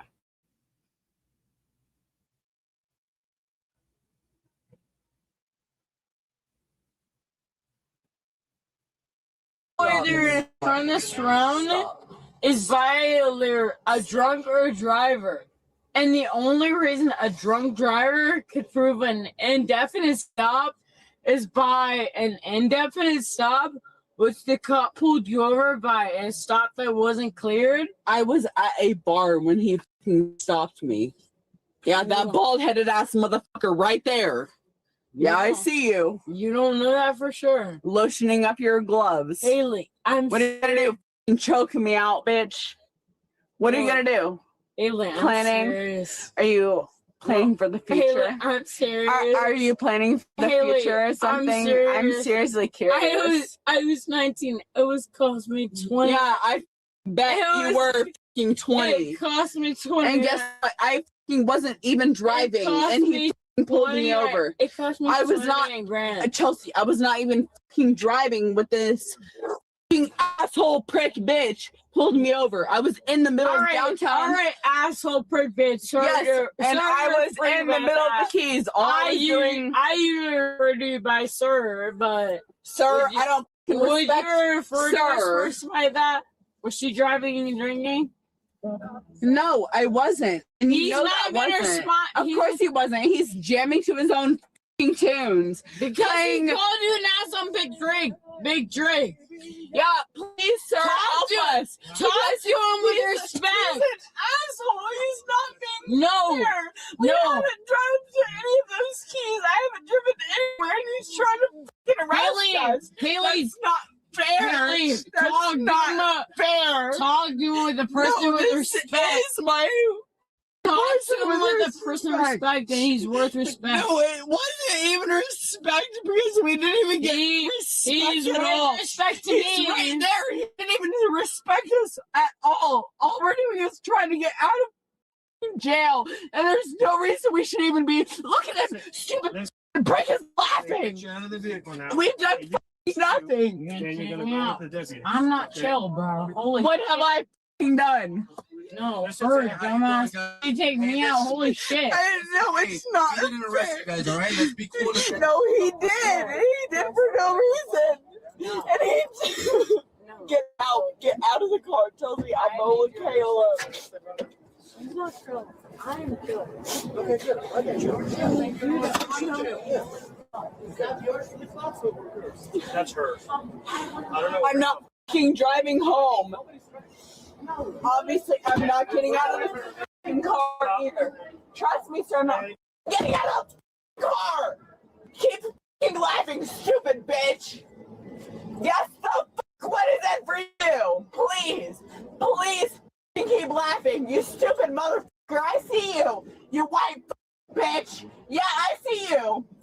Please keep the fucking, yeah, shut the door. Like that's gonna stop me, stupid prick. Please, with your white fucking beard, please keep talking to my sister. Please. Oh, please come talk to me. Yeah. I'm gonna tell you again, don't act like you did before. They're gonna put you in a restrainment chair. It's very uncomfortable. I've never Don't been wanna in do that. that. There's no reason. Okay? I'm just telling But you. why? Hi, Zeitgeist. I think I may have missed you before. I've told you done not- nothing. I You've told you done not to- nothing. This is like the longest ride I mean, the last time I saw a ride this long was when Letitia Stout was relocated. She tried to hit someone with a can of Monster or whatever that was. Remember? Put your hands in front of you, and you did it anyway. What did I do? You've told me no reason why I've been arrested. Did it several times. Tell me again. Okay, then I will call the f***ing police. what's up again, you stupid. And guess what? I have no problem saying that lightly. They'll give you a phone call so you can go however you want. Thank you. I will gladly. But why are they just sitting there in the station? Gladly, you stupid prick. Because why? What have I done wrong? Please tell me. Please. Verbatim. Don't worry, I won't put hands. You know what? Never mind. It doesn't matter why. It is what it is. Anywhere near your face. But tell me why what have I done verbatim, please? Are you looking it up on YouTube? Please. Please find it on YouTube, you idiot. What are the rules for getting married in Vegas or the keys? I'd love to know. He's watching it right now. Please pull up to the police department. I'd rather them than you. Hi, Meowgical Money Girl. Please go ahead. I don't need to hear any of that bullshit. They are. Thank you. More proud than your parents are. Please. Oh my God. Even better. Stupid homeless bitch. Take me to jail right now. Since that's what you want to goddamn do. Because you have done nothing to help me. And all I've done is cry. But I'm so glad you love this song. Please turn it up. I love it too. Thank you. Thank you. Please take me to jail now, you idiot. This is not jail. This is a look around, motherfucker. You want to tell me this is jail? Look around, please. Bright-eyed and bushy tailed. I see you. Look around. Is this jail to you? Tabby, where'd you go? I'm glad you had a nice vacation. I've missed you too. And I was just saying I did a live last Thursday. I'm going to be doing lives every Thursday at least. Hopefully more. Probably, if not definitely more. But I feel like it's been so much longer than a week. Miss you guys'. Yeah, I hope you had a relaxing time also on your vacation, because after watching these bitches, all that is a thing of the past. A distant memory.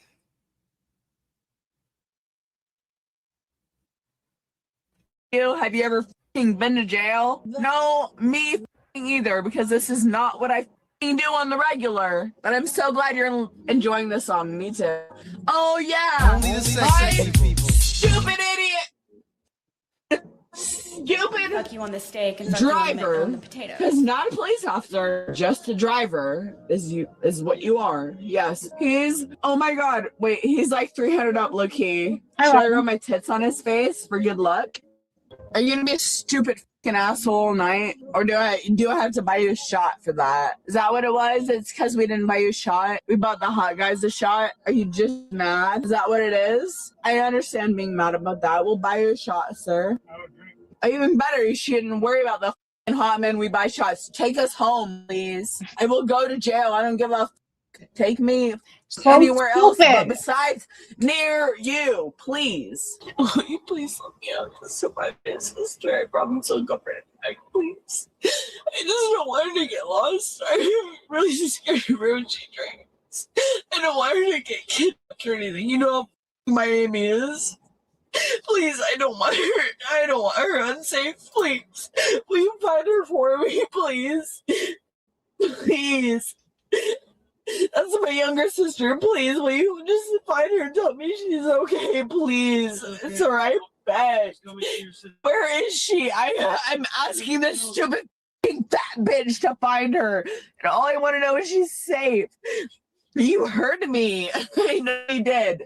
Please, sir, please. I just want to know. That's my idiot little sister. Please just let me. She's okay. I'm worried she's sick. I'm gonna throw up in your car if not. Like I will. Projectile vomit. I will make sure it's through the holes in this vent right here. I promise you, it will be. Unless you let me see my sister, please. Just let me know she's okay. Fucking let us go to my parents' house, please. Sir, please, whatever you're name is, please just unlock these so I can go outside of the car, please. I really don't want to throw up in the car because it will smell, and I promise it will smell like that all night. Please. I don't want to do that. Please. Hey, you can't technically keep me locked up in a car, so take me home, okay? I know all my laws, so take me. That reminds me, Kitten Pusher, I too gotten drunk and gotten into a few cabs in my day. I mean, long ago. And when you throw up in a taxi cab, the driver is not as much of a guardian angel. That's all I'm saying. It's also why I don't get drunk. I can't get drunk because I throw up first. So it's a blessing and a curse. Home and undo these immediately before you take me home. Immediately. No, right now. Now. No, thank you. I'll wait by the edge of the car. I don't want to listen to 104.1. Take me home. Outside of the car. Or guess what? Are you going to be a prick or are you going to be a police officer? Because there's a big difference between the two. And I know you know. So please get out of the car and let me out. I don't want to know. I don't want to tell you what you're about to handle if you don't let me out of the car. Please. I'm not threatening you. Never. You're the police officer. I just want you to let me out of the car. Hi, Rob. You're hurting my fucking wrists. That's all I want is to get out of the car. Now you're going to play 88.3. Is that more trauma you're trying to put on me? Please, I do not want to listen to Christian rock right now. I'm glad I heard the song Please Let Me Out right now. Just please tell me why you're arresting me. Give me a reason. And I will gladly sit in your backseat, but give me a reason why. Man with the earphone, I see you. How's no reason why? You too, stupid prick. Is there, sir, with the earphone in, may I ask why you're arresting me and why I'm in the backseat of a car? I'm asking a reason, not a head shake. So, sir, please, will you tell me why you're arresting me? Do you have no reason? I'm just curious. No reason in particular. I just want to know why you're listening to 89.9 FM while you're ignoring me is crazy. Hey, do you know why he's arresting me? Stupid idiot, why you look back? Yeah, I see you. Why is he arresting us? For what? Are you gonna let me out or no? Here. Okay. She slipped her cuffs in front of her. I did nothing. He arrested me for no reason. You gonna listen to us? Yes, of course. So they want to put her cuffs behind her back? No, I'll put him right in front of me. No. Put your hands in. Stop moving for a second. Hold on. Step out. Step out. Ultimately, both sisters were hauled off to the county detention center to be booked. The older sister, Haley, walked away with charges for interfering with a first responder along with multiple counts of resisting an officer without violence. As for the younger sister, Chelsea, she was charged with trespassing and resisting an officer without violence. According to court records, both cases were officially filed on May 18, 2026. The sisters have since entered written pleas of not guilty, and they've actually hired the exact same defense attorney to represent them. As of right now, both of their cases are still pending, and they have a docket hearing lined up for this coming August. And as always, just a quick reminder that everyone featured on this channel is presumed innocent until proven guilty in a court of law.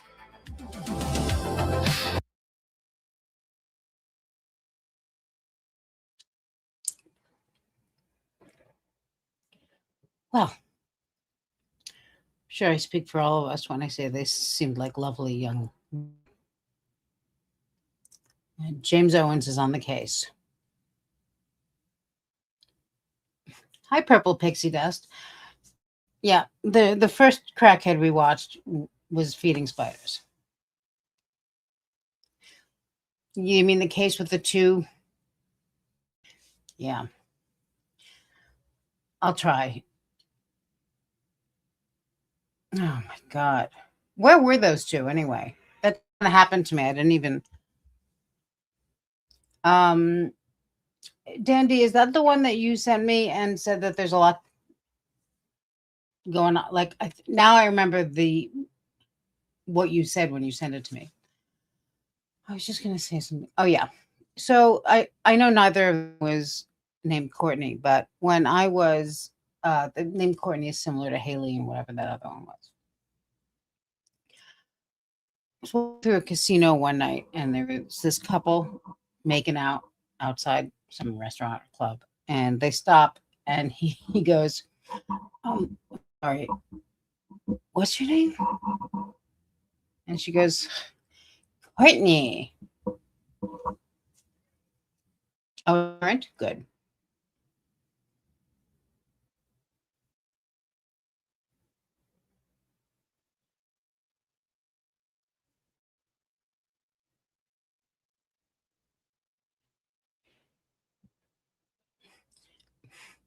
Right.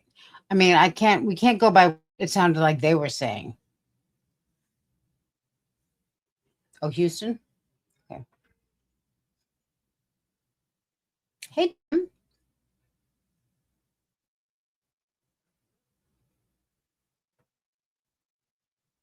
Oh, it's new. All right, let's see what's next here.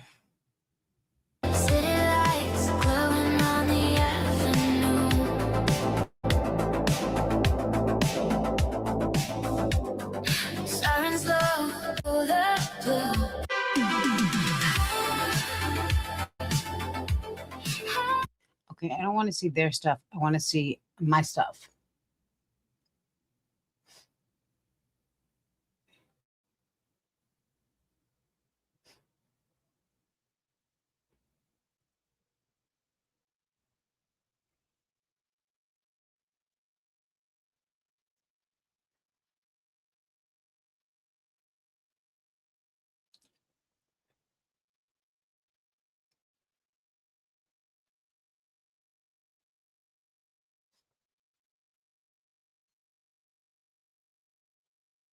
Bear with me for 1 sec. Uno momento. Por favor. We have neighbor thinks he got away with murder. 13-year-old realized his twin brother just killed someone. That wasn't as good as it sounds. When I started watching it, I didn't watch the whole thing. Oh, widow realizes cops know she poisoned her husband. We do like a poisoning. Let's see what's up with that. Well, anti-free. Never killed anyone. In the early hours of September 19th, 2023, two masked figures creep into a quiet house. Systematically, they ransack it for valuables, taking jewelry and firearms. This might seem like an ordinary, random burglary, but one of these men has a secret. He knows something about a death at the property nearly a year earlier. 52-year-old Harold Allen passed away peacefully in December 2022. So everyone thought, but this burglary's about to blow everything the investigators think they know wide open. Everyone knows everybody here. You know, it's not like we're in a big city. It's probably AI, because AI often sounds like Casey Kasem, I notice. I've seen this cop before. I don't know. Maybe it's this case. Indiana. We'll see. Oh, come on. You know, where these kind of things happen. This woman is a murderer. I know that. I have not gone to nobody and said anything because I don't have no proof on it. This woman's a psychopath. Here on The Decoder, we've got exclusive footage and an interview with one of the lead detectives on the case. If not for the burglary, we wouldn't have even known about the murder. Welcome to the chilling story of the death of Harold Allen. Thank you, Dandy. Harold Allen, nicknamed Peanut, died on December 20th, 2022, unexpectedly young. He had a heart problem and insulin-dependent diabetes, but he was managing both conditions. Or so his wife, 52-year-old Marcia Allen, thought. 911. Yeah, This is 3287 North State Road 135. My husband's in our bedroom floor. He's non-responsive. Is he breathing? No, he's not. Okay, hold on. Did you find him like that? Yeah, I work from home and I went back there to check on him because he's been sick. And then when I went back there, he was just laying on the floor like he was trying to get up and go to the bathroom or something. And he's not breathing. Okay. Do you want to start CPR if I help you? Yeah, I could do that. But even with CPR, Marcia couldn't revive him. Harold was dead. He also left behind a stepdaughter, 30-year-old Ashley Jones, and 2 step-granddaughters who were reeling from this unexpected loss right before Christmas. And they had a police investigation to contend with, which initially seemed routine.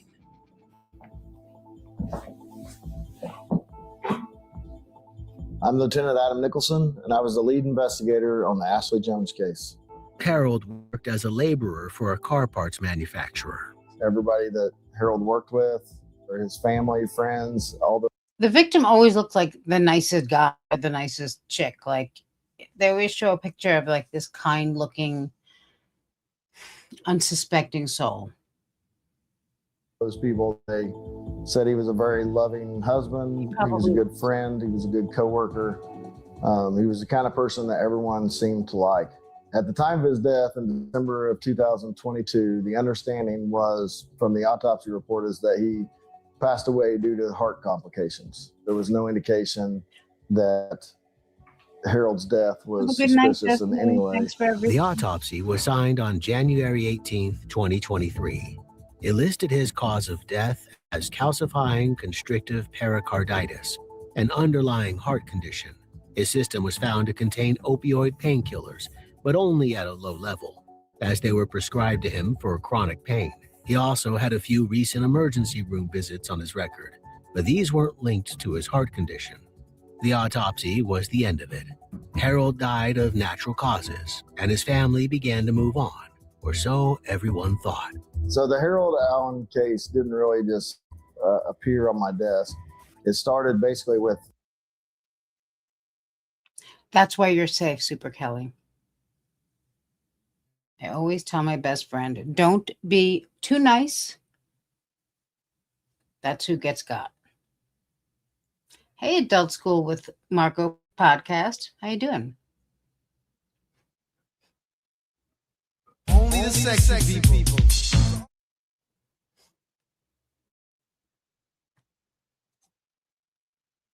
Hey, Dorgan.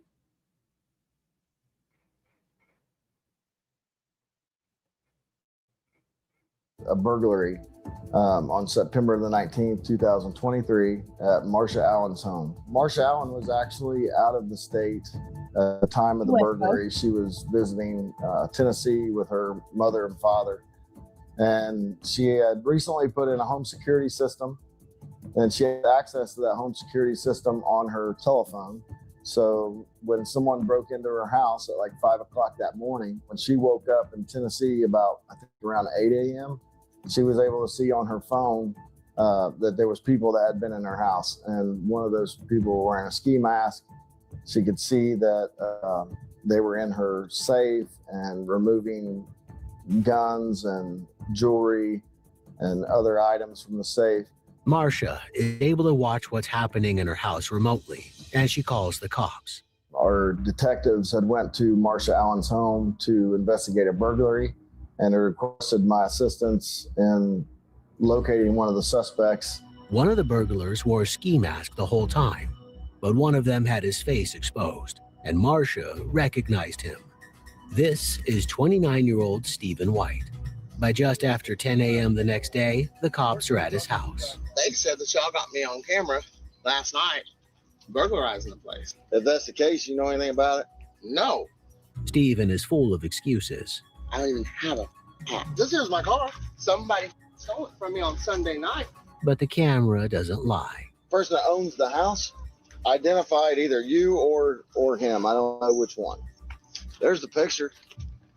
And they got video too. And we got video. That's just a still shot from a video. Hold on, let me see here. Stephen begins to fold. in 90% of the cases that we work with burglaries, if we can make the victim happy, it's better for the suspect. This is straight up between us, me and him and you. Just we get that stuff back. You know how good that's going to make you look? It wouldn't make me look very good. It's going to make you look a lot better if they don't, because we already know who was in the house. And what do you think that he's going to say when we talk to him? He was right here in the bed watching Nope. We have him on video too. The cop suggests that Stephen's partner in crime is his husband, but Stephen comes to his defense and reveals something startling. So you're saying it wasn't him? No, it was somebody else, because that person does have a mask on. Yep. I'm just smoking another cigarette. I'll explain the whole thing. Because that lady is the lady who told me to go get this. Her name's Marsha Buxton. And she asked me to go get that because her husband, Harold Allen, passed away of unknown causes in December. Unprompted, Stephen brings up the death of Harold Allen in that very house 10 months earlier. She gave me an address. She said, hey, honey, I need you to go up in here. I need you to grab someone and go up in here. And she told me to meet this dude up there. And I did. And I went over there. She wanted us to get rid of it. And this woman has hated me for years. I'm best friends with her daughter. Okay. What's the daughter's name? Ashley Jones. She don't live here. She lives out in Mexico somewhere right now. Because she told her mom she was not satisfied. I guess apparently Marsha asked Ashley if she could help her take care of her husband. And Ashley has a little baby that's mixed.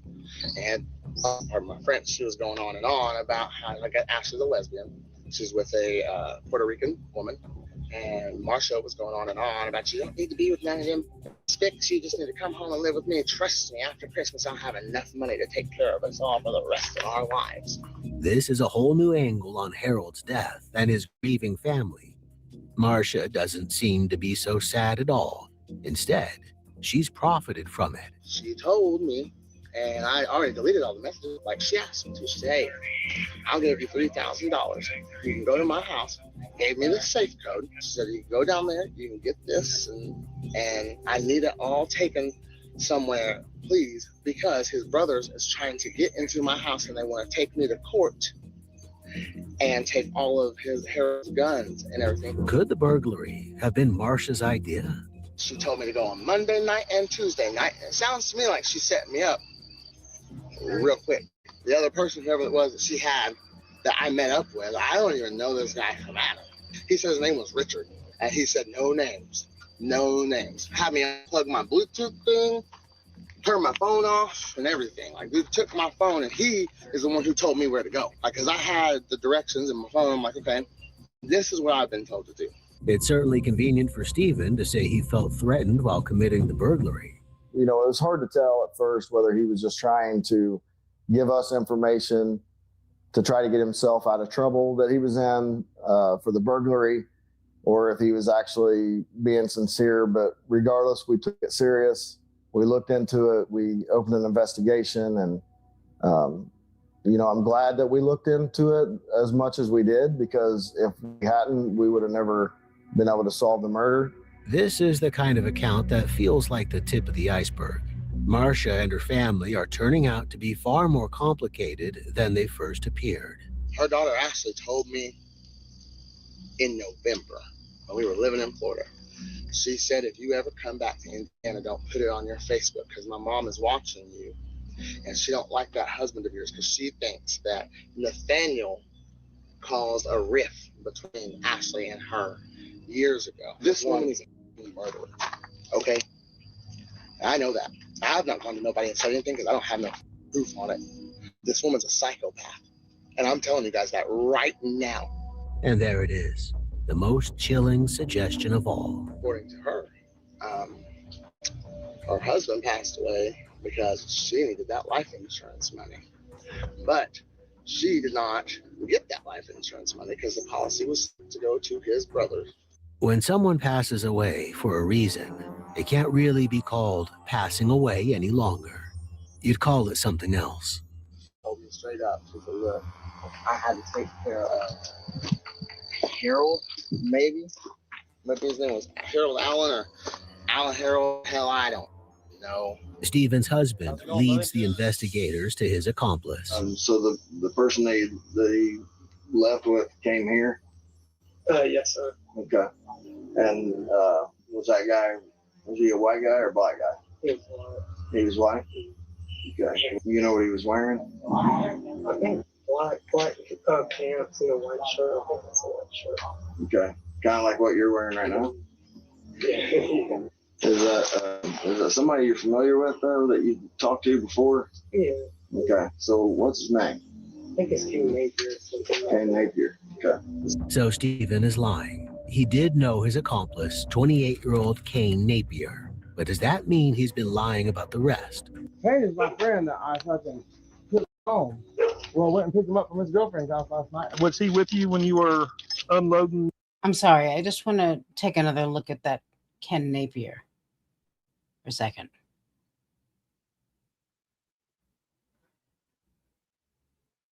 Where's he at?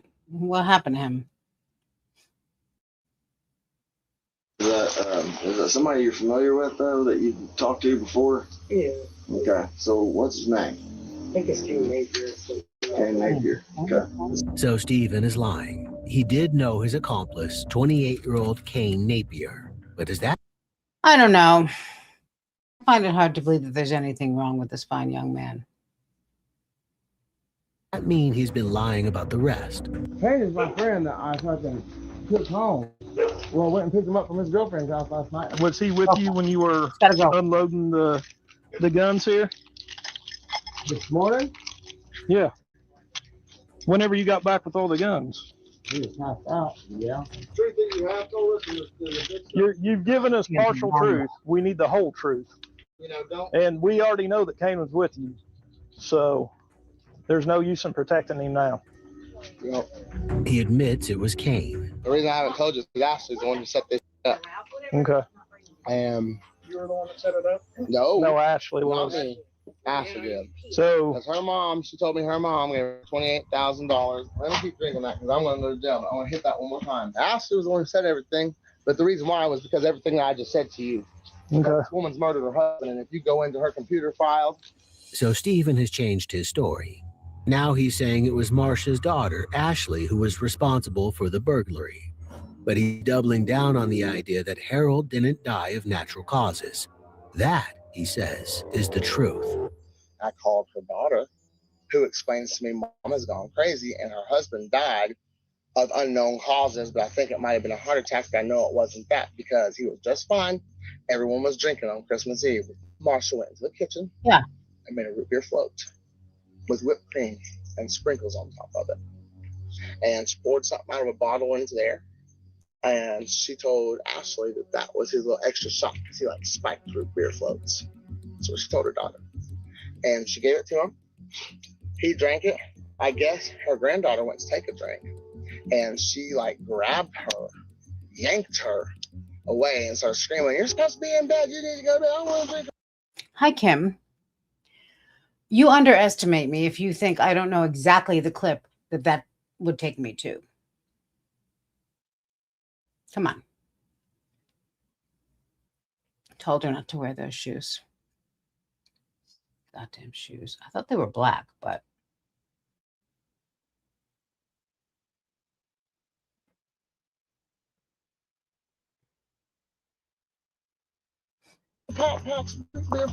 You're supposed to be in bed. That's what Ashley said to me. Stephen recounts an incident thought it was around the Christmas black time. shoes. It's secondhand, so he gets the date wrong. By Christmas Eve, after all, Harold was already dead. The story I know was. I always get, not really, but that story always reminds me of The Staircase, you know, with that writer whose name is now escaping me for some reason. Peterson, Michael Peterson. Also a accidental fall down the stairs that was a bloodbath, if memory serves. Marcia had took all their phones and put them up while they were drinking. I'm gonna put the phones on charge, guys. We're gonna put them in the back. We don't need ring and waking the girls up. You know what I mean? Because we're gonna have our drinks. We're gonna have our adult time. Blah blah blah. And then I was like, I think Ashley said it was horrible because like an hour and a half later, he started saying, "Oh, I'm tired. I'm drunk. I gotta go to bed. I don't feel right." But he only had that one drink apparently, and like maybe 2 beers. From the sounds of it, someone had put something in Harold's drink, and the consequences were fatal. But who did it? And if we're to take Stephen's story seriously, who set up the burglary? Marcia or Ashley? I talk to Ashley sometimes still on the phone. I'm pretty positive that that was Marcia. Stephen's pretty set on who to blame. Marcia done killed her husband. Sorry, Mom. Have fun with your niece, Joette. Marcia set me up. But the cops can't take anything for granted. So to initially start investigating the murder after we received the information from Stephen White in the burglary, we brought Marcia Allen in on September the 20th, 2023. And she was given us information about the burglary and the items that were taken. And before she left, she was asked about her husband, Harold Allen's death. During that interview, a detective asked her if she would give consent to a phone download, and she agreed. Once we received the phone download and was able to, start dissecting I think I text saw it. messages, emails, Google search history, things like that, that was probably the moment that we realized the information that we had received during the burglary about Harold Allen's death was real. Based on this digital evidence, the investigators get a search warrant for Marcia's house. How's it going, Marcia? We're here today because we got a search warrant for your house, okay, to go through some stuff. I know you probably feel a little bit maybe intimidated with all the officers here. Well, no, I mean, I'm just in the eyes. I don't know. Before I ask you anything, though, I want to make sure you understand your rights, okay? Then I can talk to you. The warrant is for all her other electronic devices. They carry it out early in the morning on October 16th. What stands out in my memory about the day that we executed the warrants at Marcia Allen's home is probably once we got her back to the sheriff's department and started interviewing her again for like the second time. And this was the time that we actually were able to present text messages to Marcia, show her the text messages on my computer and say, what's this mean? Help us clear this up. And she had an excuse for everything. Like before, the cops start with the burglary and her home security. I had like maybe 15, 20,000 in there. But when I went back to put it back into my savings, I only had like $3,000, $4,000 left. And it was in the safe? It was in the safe. I didn't have cameras at the time, so I couldn't prove anything. But the only person, I think you told the detective at one point that knew that. Ashley and my husband. Of the 3 people who knew the combination to the safe, one of them was dead, and one of them was Marcia herself. And either Ashley or Marcia must have given Stephen the code to the safe later on, as the CCTV footage shows Stephen looking at his phone before opening the safe. Was the reason for the cameras because the money went missing? No, Or just I had never left my cats alone for that long before. And I had a bad feeling. I thought maybe one of them would have died or something. And I felt bad if I didn't know about it. And I got them to keep an eye on my cats. Mm-hmm. I didn't never in my life would have thought I would have caught anybody coming in the house. That shocked me. especially somebody you know. And I didn't know who it was. It scared me. I'm still scared. That's why I got the security surveillance cameras, because every time I hear a noise, I jump. Was Marcia just paranoid? Or was there a reason she was so jumpy after Harold's death? Was there any reason you think anyone else, I mean, or maybe even Ashley would have wanted to hurt Harold? No, not No, I mean, maybe. I thought things were fine. Obviously, they weren't. I had no idea. If I'd even had an inkling, I wouldn't even let them in the house. I'm just, trying to put two and two together. Like the money was missing, she got the money. Maybe she knew that there was a life policy. And the life policy wasn't that big. It wouldn't make sense. Yeah. It doesn't make sense. I mean, was he mean to you? Was he mean to her? No. He wasn't mean to the kids or anything like that, where she would have had some kind of way or some reason for any kind of retaliation. I don't understand. Okay. According to Marcia, it was most likely Ashley who engineered the burglary in September, and Ashley who killed Harold 9 months earlier. Marcia claims to be ignorant of the whole thing. I mean, just from the messages alone, not including other stuff that is going to come to light, but that something was done to him. We're really trying to wrap our minds around it too, because unless these messages mean something totally different, but if you know that she did something, I don't want you. And I know it's your daughter, and I have kids. I have 3 daughters. I have 1 son. And I know how hard that would be. They're young, mine, and not as old as Ashley. So my kids haven't had the chance to betray me the way that your daughter has betrayed you. And I can't imagine the situation, being in that situation that you're in. But I just want you to know that we are talking to you first. And if you do know something that she did, to make sure that you tell me today, because when we talk to her, I don't think she's going to hold back. The investigators present Ashley as suspect number 1. They're giving Marcia the opportunity to get ahead of the story by telling them what happened. You're human. Everyone makes mistakes. And if, my feeling is if it was a mistake, then we need to know that. I have a feeling that things are twisted. Why you think that? She's a child. She'll say things. And I always call it telling the truth without telling the truth. She'll say something, make it sound like she's joking or something, but actually telling the truth. The investigators try to draw out any natural friction between mother and daughter. Ashley's been living in New Mexico with another woman, also named Ashley. I mean, did you support her with, being with another woman? I don't care what she's, as long as she's happy.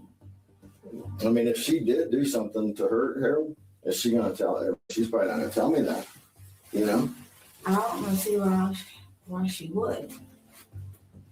That makes no sense to me.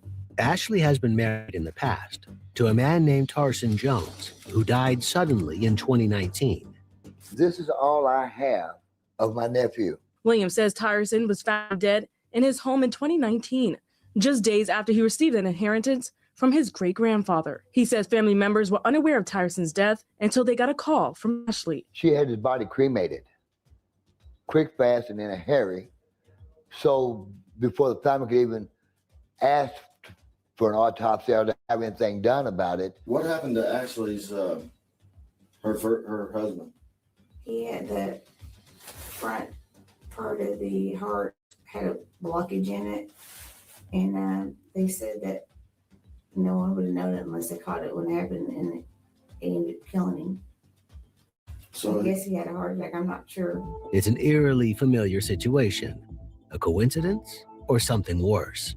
This is when the investigators bring up the supposedly poisoned root beer mentioned by Stephen. We all had root beer floats. If that happened, we would have had something done to us. I didn't know Stephen knew where I lived. And then to, make the accusation that you did something to your husband. I did not do anything to my husband. Did Harold actually die on the 20th or was it the 19th? He died on the 20th. What was like, you could just tell he was going downhill fast, or? He wasn't talking right. He was slurring his words. Mm-hmm. But he had been doing that for a couple of days. Marcia paints a picture of Harold's ongoing health issues, which we know now were caused by more than just bad luck. In response, the cops show her a screenshot of one of her text exchanges with Ashley. There's a picture that she had the order pulled up on her. Unfortunately, just on that piece of paper, you can't see it.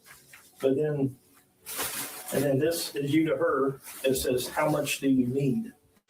She asks me for money all the time, mainly just for cigarettes. The order, dated December 14th, is for half a gallon of ethylene glycol, odorless and colorless. It's used in things like antifreeze, and when ingested, it's deadly. So that's like the UPS tracking code for this ethylene glycol.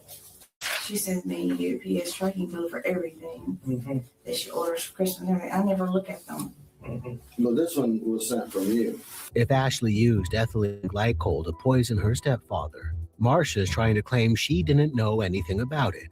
but her digital footprint suggests otherwise. We texted all the time. It does show that when you deleted them on September 20th. The burglary took place on September 19th. The very next day, Marcia deleted her text conversations with Ashley, perhaps because she knew the police would now have a reason to look. Luckily, we were able to still retrieve those text messages. You could see on the download when the messages were deleted, and she actually deleted them while she was in the interview with our detective. Thanks to the messages, they now knew what to look for when overturning the original autopsy. So once we find out about Harold's death, we have to contact the hospital and ask them about the autopsy and receiving the autopsy or the coroner's office. And we learn at that point that this autopsy, they had removed Harold's heart and still had heart tissue at the hospital. We learned that the hospital keeps any organ tissue that they remove during an autopsy. They keep that for 1 year.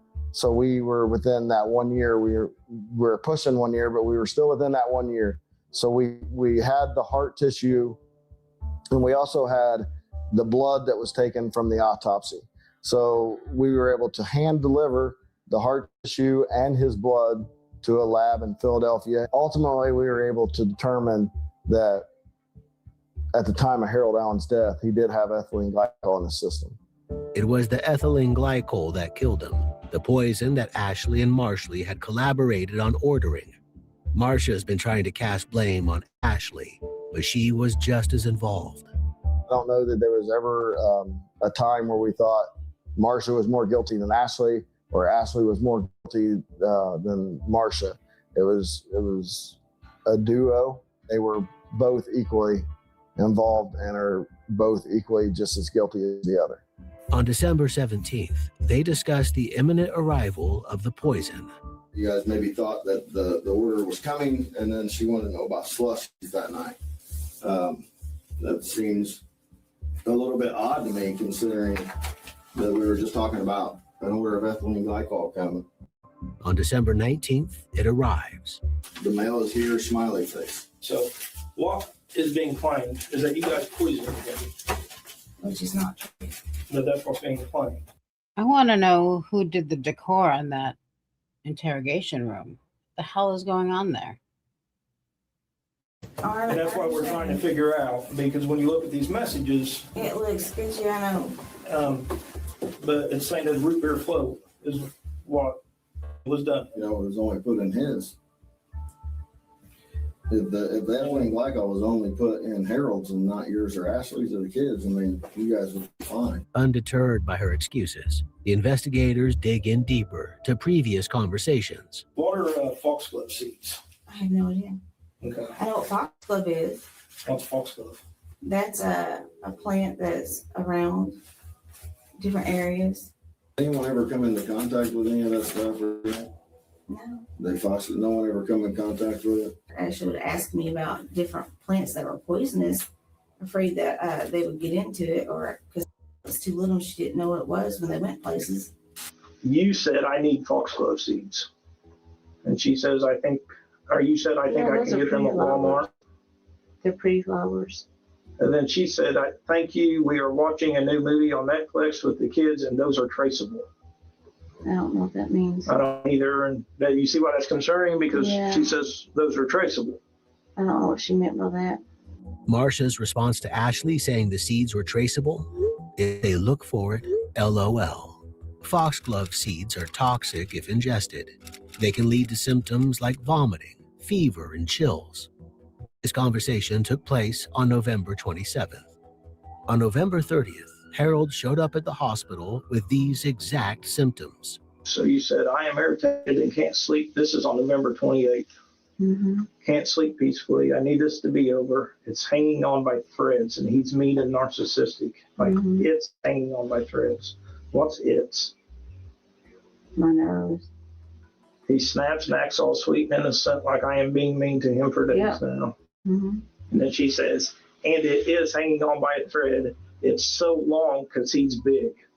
Moves slow and has to build. You say, I wish it would reach its climax and be done, LOL. She says, agreed. She said close, though, it's symptoms than that. The it they were referring to could be none other than Harold himself. Marcia had poisoned him, and they were waiting for him to die. You know what she means by the second one where it says, if not, we'll do something else? We tried everything. Get rid of the flu, the COVID. We tried all kinds of meds. This same day, Marcia sent Ashley a photo of Harold asleep, sick on the couch.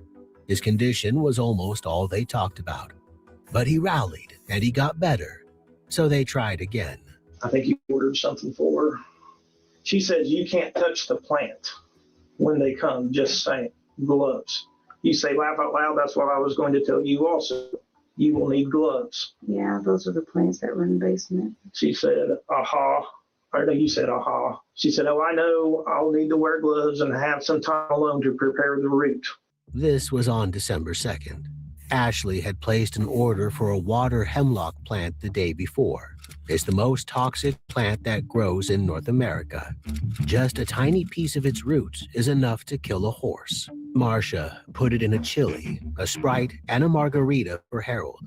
He got sick, but he didn't die.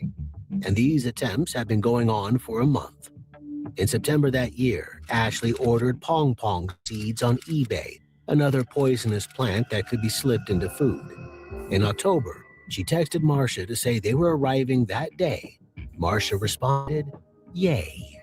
The medical history of him going to the hospital was always misdiagnosed by ER staff. But it was common symptoms like diarrhea or stomach pain. I think he had blood in his stool at one time. They had diagnosed him with some diverticulitis. He was also on insulin. He was a diabetic. So the symptoms that he was experiencing were consistent with what the ER staff was diagnosing him with, but they were also consistent with, being poisoned by pong pong seed or by water hemlock. If someone had noticed the implications of his symptoms, he might have realized what was going on. But they didn't. And he continued to eat and drink whatever his wife gave him. Harold thought he had a wife that loved him, and he had a stepdaughter who he loved, who had a child, and he welcomed Ashley and her child into his house and let her move in. He loved spending time with his wife. He loved to go on vacation with his wife. But, my impression of their relationship is Harold being that guy who just likes to spend time with his wife and, has no idea that they're trying to kill him. Did you guys go to school together? We did. We went to high school together, graduated together. Didn't know who either one of us was. We went to our 30-year class reunion and then got to talking and we've been together ever since. They'd only been together for 3 years, but that was enough time for their relationship to have soured, as evidenced in the text messages. They were fighting, and Marcia said she'd lost trust in him. Ashley was with her every step of the way, but the investigators still try to keep her confidence. I can't imagine how you feel being betrayed by your daughter. But at this point, there is so much content there, and I would almost call it evidence. In using this word, betrayed, they're using the language of her own text messages. On September 19th, the evening of the burglary, Marcia accused Ashley of betraying her by stealing from her. I feel like Ashley had a lot to do with this, and maybe you were dragged along. The same day that this is delivered, there's river floats. And then the very next day, Harold's dead. The investigators turned to questions of motive, such as life insurance. 1 year's pay, which was $64,000, and then he had a $50,000 one, which paid for his funeral, and I had to pay off a couple of things on the house because I wouldn't be able to afford to keep the house payment plus that. So was there any talk between March and September when the money was taken? Was there any talk between Ashley, like her wanting to know how much money was there, or her is there still money there, or maybe she felt entitled to getting some of the money? I honestly don't know why she took it. She wouldn't feel like you owed her money for her helping you kill Harold. No.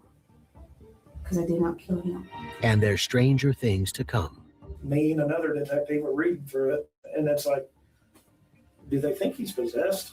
I mean, that's literally our thought process. Marcia and Ashley talked a lot about Harold's dark energy, calling him demonic and possessed. I always ignored that stuff, which I probably shouldn't have. And then it says it's looking for someone to attach itself to. And then she talks about the grandchildren, and you say, well, that's not going to happen. Like we'll make sure that doesn't happen. But at this time, whatever's trying to attach or attack the grandchildren is in him, according to the messages. Like it's in him. And she's always said that, but I've never believed it. And she thought that was some kind of demon that was in him? She's always talked about stuff like that. I just never paid attention to it. Either Ashley or Marshall or both believed that there was some kind of demon or something inside of Harold that they were going to try to kill. This is a new, disturbing layer to the case. But Marcia insists she never believed in that, and she sticks to her story. There's one ticket here, there's you and Ashley. I don't know if you guys are going to fight over who gets that ticket, but somebody is going to use that ticket. I already know what she's going to say. It's all going to be lies. Marcia doesn't take that ticket. She admits to nothing, and the investigators terminate the interview. Marcia leaves the police department under a cloud of suspicion. She isn't under arrest, but it's looming. So she takes matters into her own hands. That same evening, she dies by suicide. So we were going to interview Ashley Jones on October the 17th, and which is the day after her mother just passed away. So Ashley Jones didn't know that Marcia had passed away yet. And we had a decision to make then. Do we tell Ashley about her mother, or do we interview her first and then tell her after the interview? And it was my decision to not tell her before the interview. And the reason that I chose that decision is because I wanted the truth in the interview. I didn't want to give her an out as far as being able to push this on her mom, who she knew had already passed away. We'll be with you in just a minute. All right. What was your relationship like with Harold? He was nice. Okay. He didn't really talk much, Mm-hmm. But what did he pass away from? I don't know. I didn't really say. So far, she's playing ignorant. Was she having financial problems? She said he would just blow through money, make $4,000 a month, and barely get by. Talking about Harold? Yeah. It was around August 2022 when Ashley and her kids moved in with Marcia and Harold, just before the first poisoning attempt. How did Harold feel about you guys moving in? Was he cool with that, or did he ever get kind of grumpy because of it? Or No, he was actually very nice about it. He loved the girls. He said, I never had a chance to be a dad or a grandpa or anything, and we were eating that up. She's painting a picture almost too good to be true. Do you remember anything ever mentioned about Harold possibly having some kind of demon, or I think it was referred to as it? She would say something about an it when his moods would flip. That was pertaining to whenever he began snippy with her. As she downplays the extent of her mother's belief in demons. I thought that more was like just a metaphor. But this doesn't match up with the text messages, where Ashley was frequently sending her mother Amazon links to energy cleansing candles and talking about cleansing herbs from the Bible. So they try the same strategy on Ashley that they used just yesterday on her mom. I think at some point she probably dragged you into something that you didn't want to be in, or there was something to do with those demons or something, with that. But we just want to know the truth, and I think you know the truth. there was definitely ethylene glycol that was ordered. I mean, is your relationship with your mom good? Yes and no. I kind of just put up with what she does. She's always tried to drag me into whatever she gets into. And the way Ashley seizes the investigator's words and quotes them back at him is a major red flag. She knows she's in trouble. Like I said, she said all the time, can I use your phone to look something up? Which I thought was weird. You got your own, but whatever. Okay. Somebody in that house that night did something to him. So we either have to look at Marcia, you, or Ashley, your fiance, because I don't think the two kids did it. God, no. And I think that Ashley, your fiance, I don't think she did it. Mm-hmm. Okay, so that's what I'm trying to get through to you, that this is very important. If you know, because there's basically going to be one ticket here, and I don't know if you and your mom are going to fight over that ticket, but we already know what happened to him. But with Marcia dead, there is no ticket. Ashley is the only one in their crosshairs. Was there a life insurance policy that you're aware of? There was, but it didn't go to her. Who did it go to? Her brother, his brother. She wanted to be free of him completely. She wanted him dead. And I said, you're going to go to hell for that. She's happily casting all the blame on Marcia, but that isn't good enough. So my question is, did she ask you to help by placing the order for her? She asked me to place order for her. Yeah. For the ethylene glycol? For something like that. You do remember it being ethylene glycol, right? 53 minutes in, she admits to buying the ethylene glycol for Marcia. Marcia sent her the money for it, $32 through Cash App, a transaction the cops can trace. For that woman, I just do what she asks and always have since I was a child. She also admits to helping with the foxglove seeds. Was she concerned that it wasn't working? Yeah.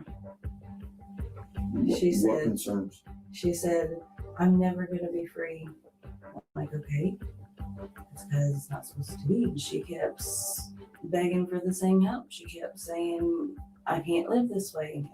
It was the same repetitive cycle. It was until she gets sedated, she doesn't stop, and she'll make life's hell if she doesn't get what she wants. Let's not forget that it was Ashley who said on November 28th that if the foxglove seeds didn't work, then they could try something else. She's making herself out to be far more passive than she actually was. But you knew she was going to be putting ethylene glycol in the drink? I knew that she intended to. Manipulative, but also easily manipulated. The demon stuff. Can you tell me any more about that? Did she really think that he was possessed? She thought he had something in him. She did. I thought she was just, like I said earlier, dissociating what she didn't like from the man. Okay. And making it like a character. But the way she would word it, she really believed something was inside him. And that it was going to attack everybody in the house and it was making her mean, and she really believed it. But the burglary organized by Ashley suggests a rather different reason she kept her mouth shut about her mother's beliefs. As time went on, it seemed like Ashley probably didn't even really believe this. It was just a motive for her to get her mother on board with killing Harold so she could gain financially. So how much money did your mom end up with from the insurance? Like 60 something, I think she said. 60,000. They had also looked into how much all the guns that were. See you later, Em and Emily. If we don't see you before tomorrow, happy birthday to your niece. Happy month day. Were worth and that were in their safe. They had also looked into how much the property and the house was. I think at one time they said the house was going to be around $350,000. So they were going to sell all of his property. They were going to sell his truck. They were going to sell his motorcycle. They were going to sell his house. They were going to sell everything that he owned to gain financially. Ashley could claim it was her spiritual mom's idea all along, but the digital evidence and the cold hard cash tell a different story. She'd expected to profit from her stepfather's death, and when Marcia withheld the proceeds, it looks like she enlisted Stephen to help her steal them. She practically said as much in her text with him. On May 16, 2023, she sent him a link to Harold's obituary, saying, "Mom owes me and f***ed me over." Little did she know that the burglary would be her undoing, and Marcia's. After the interview, another cop comes in. So I'm here to talk to you about something completely different. Okay. Okay? It's not going to be an easy conversation. Okay? After your mom was here yesterday and spoke with us, we got a call to go check on her welfare at her home. And she's passed away. What? She passed away. What happened? Without going into a lot of detail, What you eating, Tony? it appeared that there was something ingested possibly, and passed away on her bed. The death of her mother changes everything for her defense, but it's too late. She's confessed. So we wanted to tell you in person that you are under the arrest for the murder of Harold, okay? And conspiracy to commit murder and attempted murder. As the state prepares for her trial, they think they've got all the evidence they need, but Ashley continues to surprise them. In April 2024, they're approached by one of her fellow inmates who shows them a letter Ashley gave her to Okay, before we get to that inmate who looks like she's been through some shit. Welcome back, Kentu Sukuroi. You never have to apologize for an Irish exit. Or anything, really. I am going to redirect to Hear Me Out's live at, well, in a little less than an hour. 9:05 my time and whatever it is your time. 6:05 his time.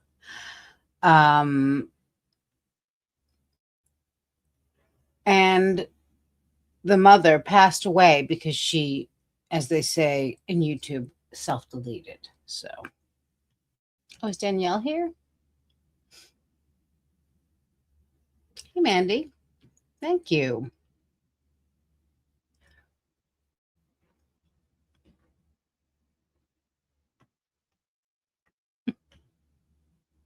Yeah, she looks very fetching, does she not? Okay. I don't know if Danielle is here, but I thought I saw someone saying hello to her. So, hi, Danny. If you're here, let's continue this now. See what this woman has to say about our suspect. Pull out of the prison. In it, she talked about a prayer list that she wants to add people to, including Stephen White and Kane Napier. Prayer list here is code for hit list. The investigators get the inmate to wear a wire. A lot of the audio is difficult to make out because Ashley's careful. With a high-powered rifle right there, back in it. There was a high-powered rifle mentioned and maybe 2 shots to the neck. Okay, right here, she said, can your people get guns, scopes, high-powered rifle? Right here severs every nerve and kills you instantly. Right here. Okay, I mean, So right that's here. how she was wanting these She people touched taken me. out. Ashley specifically. The inmate gets Ashley to write another letter with more details of her proposed targets, including addresses and a map. This is Stephen White's mother. This is her handwriting, not mine. So she wrote all this? Yes. This is the layout of the permanent building where she's wanting them to shoot. Because I told her about the target. Who was she wanting her to shoot? Ashley Nunez, and she was to take out the little girl. I don't know if you guys heard that. According to this inmate, Ashley was putting out a hit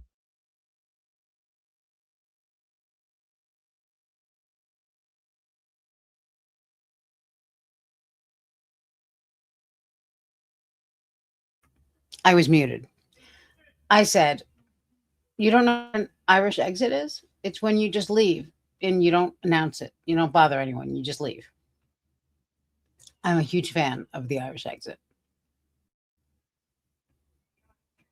Let's get back to this woman. Got a lot of looks like she's drinking some antifreeze over there. on her own fiance. Did she say why she wanted Ashley Nunez taken out? Because she said she was there when she poisoned Harold. This is not the behavior of someone who has coerced her mother into helping her kill. No, Ashley is a killer herself. Some of the messages that stick out to us the most is probably the LOLs, laugh out loud, smiley face emojis when Harold is suffering. You said goodbye, Dandy. That's not an Irish exit. And, you know, in severe pain. or even at the ER because they're trying to kill him and they're laughing about it. I remember there being a text message where Ashley laughed that the ER I always make the best impression when I don't show up at all. our staff sent him home. Her text message was LOL, they dismissed him, or they dismissed him, LOL, one of the two. But she was like, she couldn't believe, like just laughing that the hospital staff basically dismissed him from the hospital and let him go home. And they had gotten away again with trying to kill him. Worse, it's a pattern of behavior. Ashley Jones had been married before. Her husband died of heart problems. Marsha Allen was living with a man in Crothersville, which is also in Jackson County, and that he died of heart problems. So it was like this continuously, like it seemed like the men that they were around were dying, and they all were dying of heart problems. I believe that they have done this before, and I have no doubts if they weren't stopped and if they weren't caught, they would kept doing it and probably done it again already.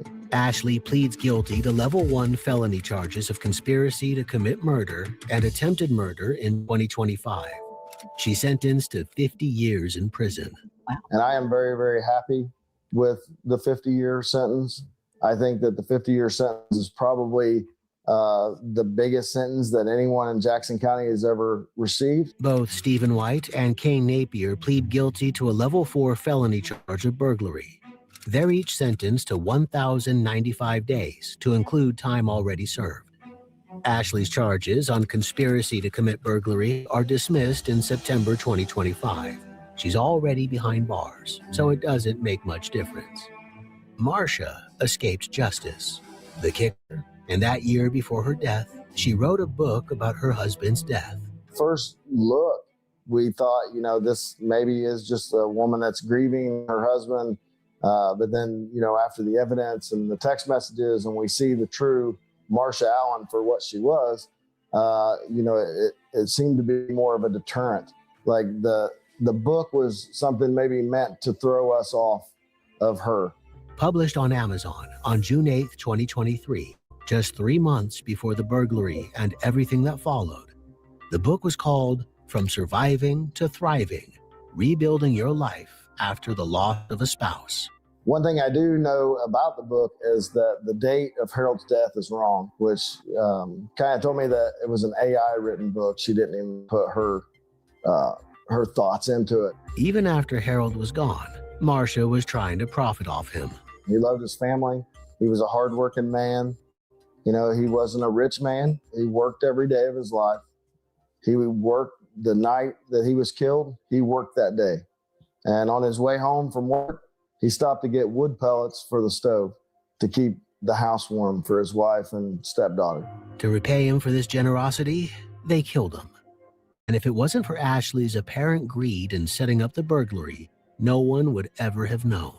If you or someone you know is experiencing abuse, the U.S. National Domestic Violence Hotline is available 24/7, 365 days a year. 1-800-799-SAFE, 7233, or thehotline.org. What do you think about this horrifying story?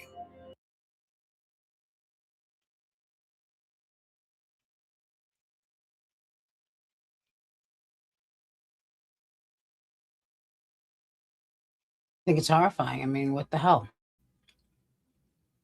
I'm going to find if you or someone you know is being poisoned without their knowledge. I also think it's interesting that that man, the victim, just enjoyed his wife's company. And you have to ask,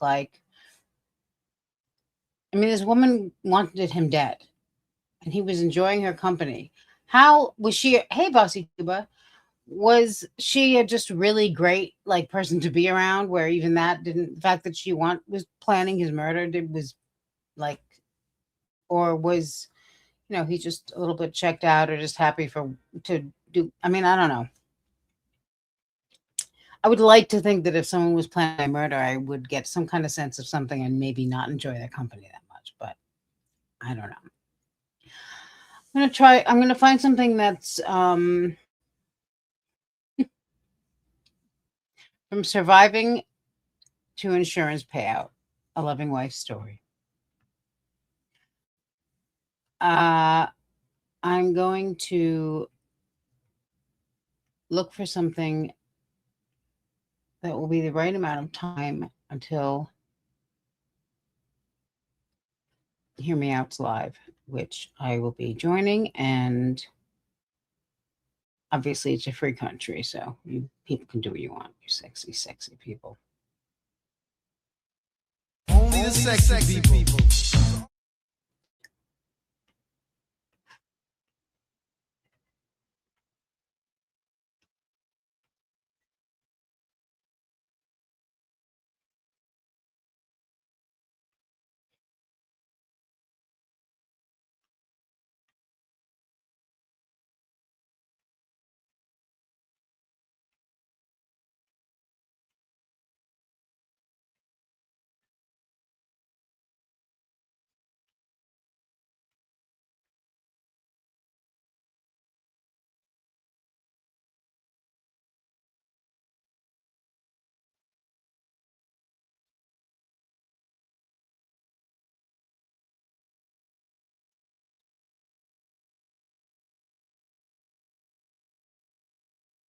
Well, this one is about the right length.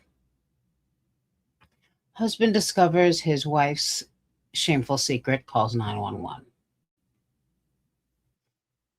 And then I've also got a neighbor thinks he got away with murder, but let's go with the husband and the discovering them.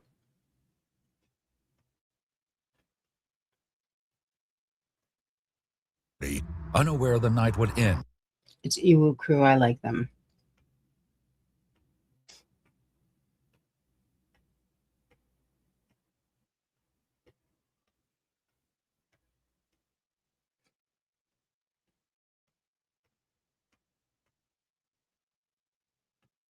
Hi, somebody just shot our car up.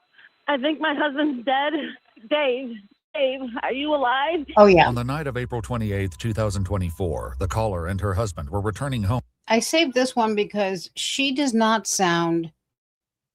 I mean, I have no reason to think that she did anything, actually, but the Dave, are you alive thing is a little flat affect, in my opinion.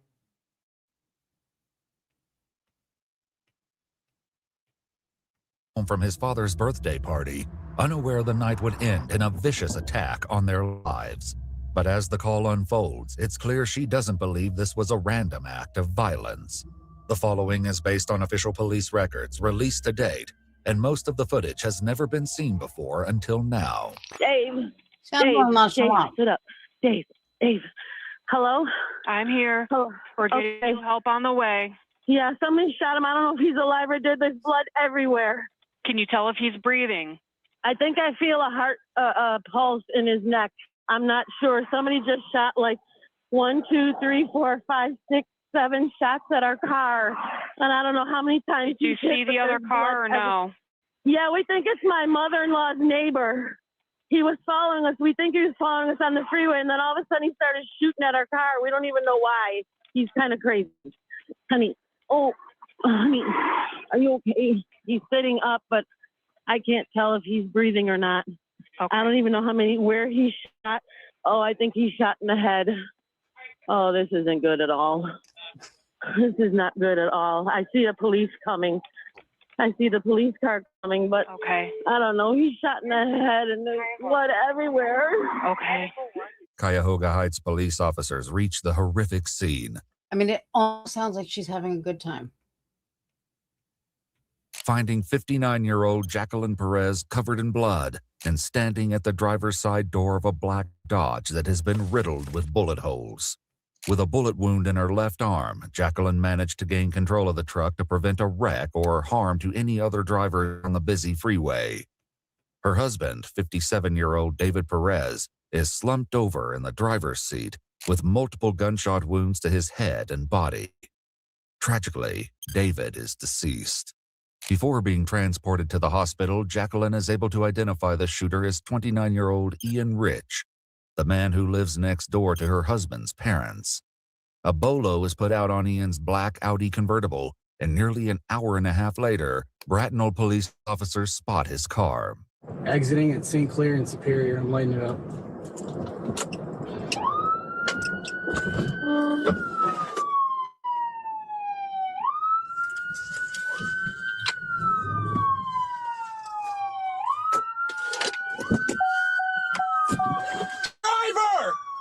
Driver! Hands out the window! Open the car door outside the window! Unlock the vehicle!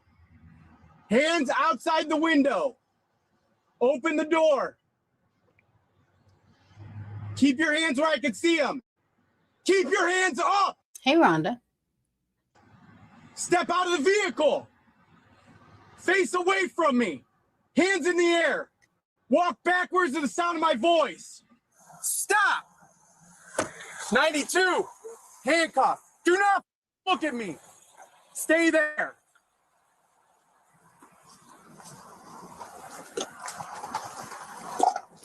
Don't move.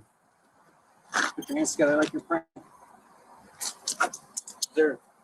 We'll explain everything. What's the dog's name? Sienna, sorry. Come here. Come here, bro. You handcuffed? Walk this way. Walk this way. You don't got anything on you to get control, do you? I mean, I have knives. So. Okay, let's walk this way. I got all kinds of stuff. The officer removes everything from Ian's pockets, while the other secures his dog Sienna safely in the back seat of a cruiser. Anything else?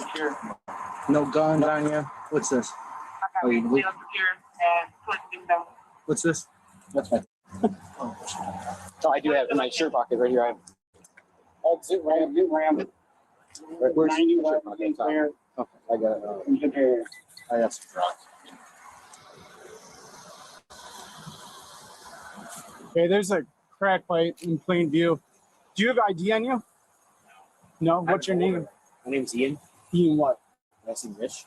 Rich? Yeah. Do you have crack on you? No, that's, well, what are the pipes? Speed. Speed? Okay. Ian is placed in the cruiser and read his Miranda rights, but the officer will ultimately save any questioning regarding the shooting for a Cuyahoga Heights detective. Is there anything in the car we should know about? There's guns. There's guns? Yeah. Okay. Where's the gun? Well, there's one in the center console behind the seat. Okay. And then the rest of my pistol on the side. So they're in the trunk? There's ammo. Yeah, there's more in the trunk in an FN bag. Okay, so how many total? Aww. Five guns total. Okay. Good doggy. Watch your foot. The officers choose not to do a detailed search of Ian's car, and instead radio an officer with Cuyahoga Heights to take custody of the vehicle and its contents. They then take a moment to appreciate the outcome of the arrest, which played out far more calmly than they expected. I can't believe you didn't take off. I was waiting. I was like, I want to make sure you're there with me. Yeah, smart. I gave everything over radio. I was ready to go. I was like, you ain't getting me on no nothing. Worked out perfect. Yeah. Putting that down as a stop. Zeitgeist, Monday was, I mean, they lost, so that wasn't good. But it was, nobody was thrilled, I guess. I mean, not nobody, but a lot of people were not happy that Trump was coming here to sleep through the game, insisting upon it. I mean, you'd think he was busy with other things, but apparently not. And last night was the really crazy night because they somehow managed to win like last minute. And we went to go watch the game somewhere and I left after we were like, let's just go home because, it was getting late already. And I knew that they must have been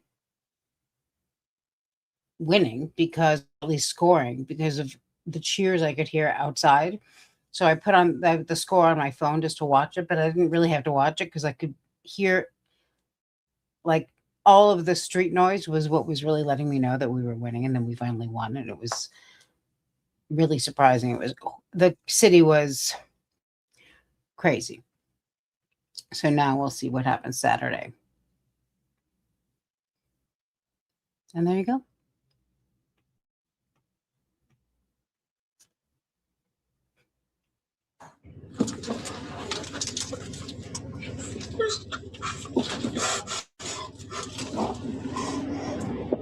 Such a cute doggy.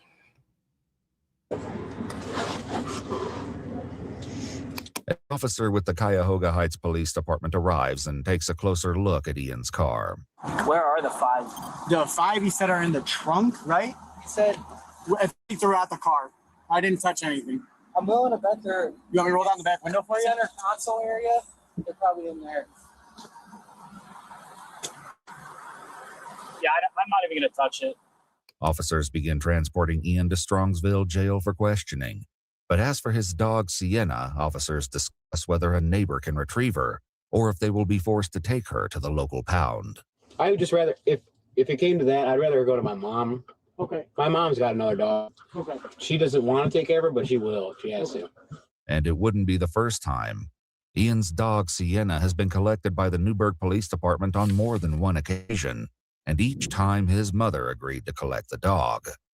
But Sienna's history with the police pales in comparison to Ian's, which spans multiple encounters over several years and will later shed a tragic new light on his actions tonight.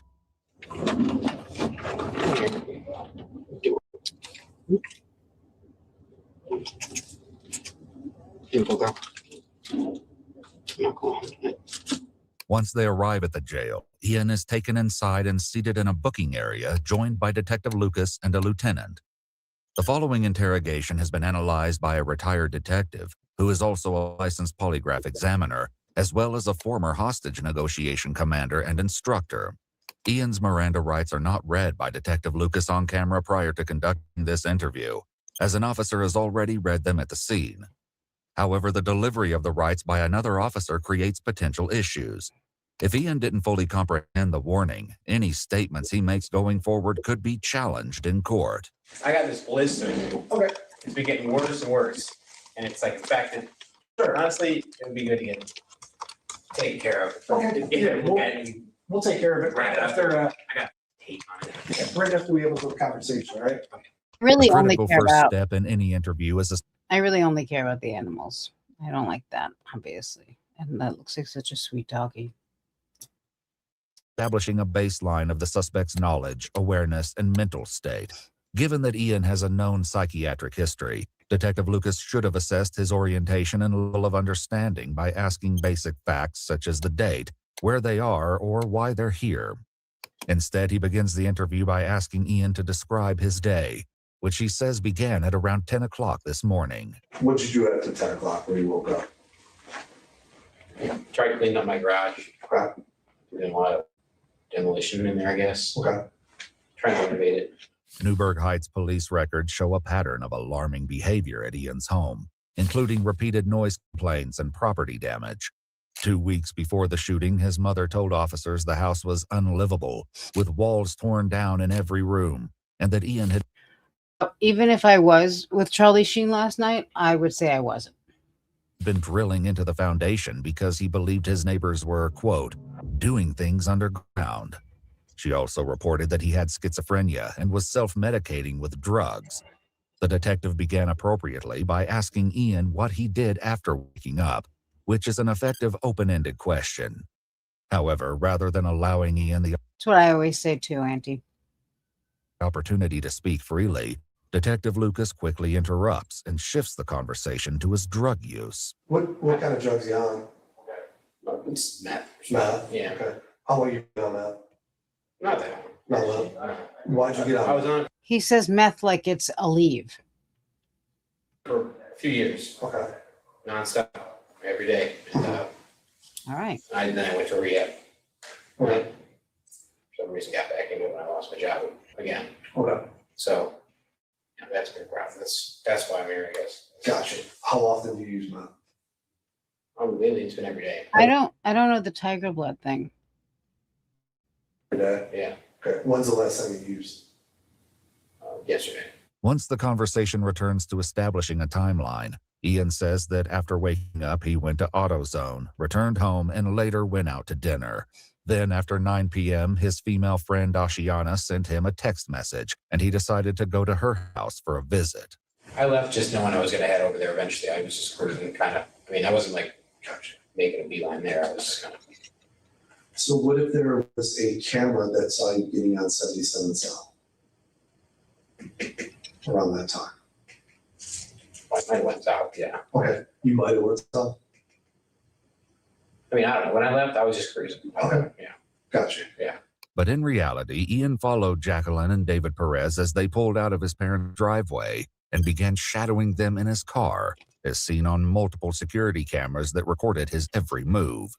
In an interview filmed 3 days after the shooting, Jacqueline, along with David's parents Sally and Ted, shed light on the incident. They explained they were celebrating Ted's birthday just before David and Jacqueline left at 9:21 p.m. And it wasn't long before David realized Ian Rich was behind them. I said, well, I'm gonna call your dad, which I have the time. I called him at 9:26. And I called him and I said, you're crazy. Neighbor's following us again. And that's when the bullet hit us.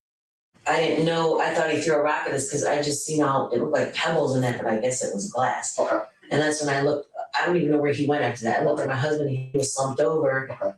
And I'm thinking, okay, how do I stop the truck? Because I was all over, it was all over the road and I couldn't get him out of the truck. And so, because it's a push button, no thingy, so I don't even know how it stopped. I have no idea. But Okay, did your husband?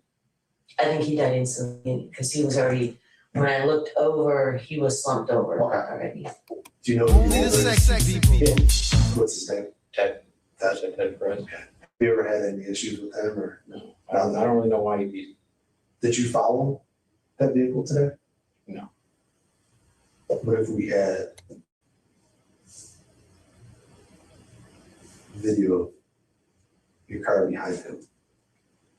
I haven't been behind somebody. I didn't follow Ted. Okay. Ian's confident assertion that he didn't follow Ted is the truth, given it wasn't Ted that he followed, but Ted's son, David. Detective Lucas needs to slow down, both mentally and physically. He should take time to refocus and allow Ian to speak freely without interruption, which could lead to gathering critical information. Instead, the miscommunication continues as Detective Lucas questions ongoing problems with Ted, and not the true victim, David. Was there a problem that occurred with you and Ted prior to what happened? Not that I know. I mean, I had like a time where it was from the drugs. I thought that maybe they were like trying to mess with me or something. Okay. And this is years ago.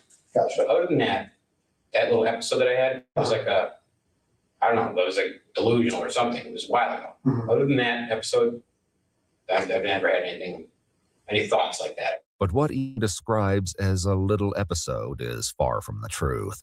According to Newburgh Heights police records, Ian's delusional thoughts about his neighbors have been occurring repeatedly for years. Incident reports detail Ian's concerns that his neighbors were spying on him using advanced high-tech equipment, including a laptop with an overhead view of his house. In June of 2022, he was committed to a psychiatric hospital after insisting his elderly neighbors were trying to murder him and stating he will take matters into his own hands. Now, we've never met him. Okay. We've never talked to him. We've never seen him. He just knew his car. Okay. So you don't know what he looks like? No, I never Only looked from like our till I ring seen that cameras. picture. And yeah. those ring cameras don't give you a real clear picture of his Yeah. face, and that was another thing too. He always walked with his head down. Yeah. He never walked with his head straight ahead. According to court documents, Ian exhibited extreme erratic behavior. Only the He had sexy become people. convinced that his neighbors were working with the FBI, Fuck you on the steak and fuck conspiring you on to the kill on the him through potatoes. radio waves or poison in the ground. He thought her name was. Okay. Okay, and that she worked for The FBI, FBI. and that I had all kinds of lasers and stuff going into his house where I could hear every conversation and I could see everything that he was doing. The reason I'm saying that is because it was my sister. Okay. So that's why he had to Google that. But we never had no kind of confrontation with her at all. There wasn't, he cut on the side of his house, which was his property. She always had flowers there for years. Well, he didn't want them there. He cut them down. After this incident, which was reported in July of 2022, the Perez family told police they Does this woman like she has lasers? Maybe LASIX. were, quote, concerned that his erratic behavior would progress into something dangerous to them. That time, there was nothing, you know, there was no FUs, no throwing nothing over, nothing. There was never like a fear of him or anything. Well, Oh, yeah. there was a fear of him There was a fear. because of the stuff that He was did, doing. you know, and this is something I want to emphasize, and this is causing us a problem. I seen his dad one day. This is a couple years ago, and I said, I've never met Charlie Sheen, but he seems kind of like a chick who I probably wouldn't want to date necessarily. I don't see a love connection between us, but you know, I don't know him, so. to his dad, I says, can I have your phone number just I'd rather date his dad, actually. in case, you know, I call you. But to be clear, I mean, I'm not looking to date either of them. Something happens over here. He says, yeah, he gives me his phone number. And I asked him, I said, does he have any weapons in there? And his father's reply to me was, you don't have to have that weapon to hurt somebody. And to be clear, neither one of them has asked me out yet, which is, quite frankly, a little insulting. Yeah, I'm Lieutenant Grabowski. All those firearms are registered to you, purchased legally? Great, thanks. They should have all been in the car, except for the rifle. Is that all? What do you use that marble for? Hunting or anything? Or? Just targets. Targets. I haven't shot at About Amelia Esteve. Detective Lucas should have paused here to ask more questions, such as, when was the last time you fired a firearm? And what type of firearm did you shoot? So all those guns, are they loaded? Should all... One that I had with me was not loaded. Once again, he misses the opportunity to press Ian further by asking a simple question. If all of his guns are typically loaded, why was the one he had with him empty? If I were to ask you, did you fire a gun today? You did? No. Okay. No. I mean, I don't find Emilio Estevez all that good looking, but he definitely seems like the nicest of them. I mean, I don't find any of them all that good looking, really. Note the way Ian first nods yes, then Not that looks are important, but I mean, I feel like Charlie Sheen has been a drunk dickhead for his whole life. Am I wrong about that? I don't know that much about him. But also, he was in that terrible show 2.5 Men. No, I wouldn't go out with him. Go to the question. This contradiction between verbal and nonverbal communication is significant. If I were to ask you, did you fire a gun today? You did? No. Okay. The detective repeatedly uses the phrase, if I were to ask you, instead of just asking directly. Overall, his questioning is scattered and lacks structure. The lieutenant interjects, asking a question of his own. You have no idea why you're up in this jail right now? No. That's a very serious reason why you're in this jail today. Okay. Right. We're not here because of the drugs. Something bad happened today. Very bad. Okay. And we're trying to figure out exactly what happened. After being told that something bad happened, Ian nodded his head in agreement. But what's more important is that he showed no obvious surprise, concern, or curiosity in the form of follow-up questions. Is there any reason why you're not asking us what happened? Well, yeah, no. What happened? Like, I didn't follow him. I know. Like they knew that I had that episode, and I thought that they were trying to. Let me ask you a question here, real quick. What put you over in Euclid and East Cleveland and all those other areas? Why were you over there? I was just moseying my way over towards my friend's house. Again, Detective Lucas interrupted Ian during a critical moment. Ian finally asked what happened, but the detective never answered him. Soon after, the detective shifts the topic back to firearms, reminding Ian that they can test for gunshot residue on his hands. This seems to encourage him to change his earlier answer about not firing a gun today. I might have accidentally fired it in my garage. Okay. If I was to tell you that there was bullet casings that were picked up on 77 South, are any of those casings going to come back to any? Good. Hear me out. I was going to ask you to do that, actually, to just come in and, I mean, it's going to redirect, but this way we'll know exactly what time and, you understand. The guns that you own.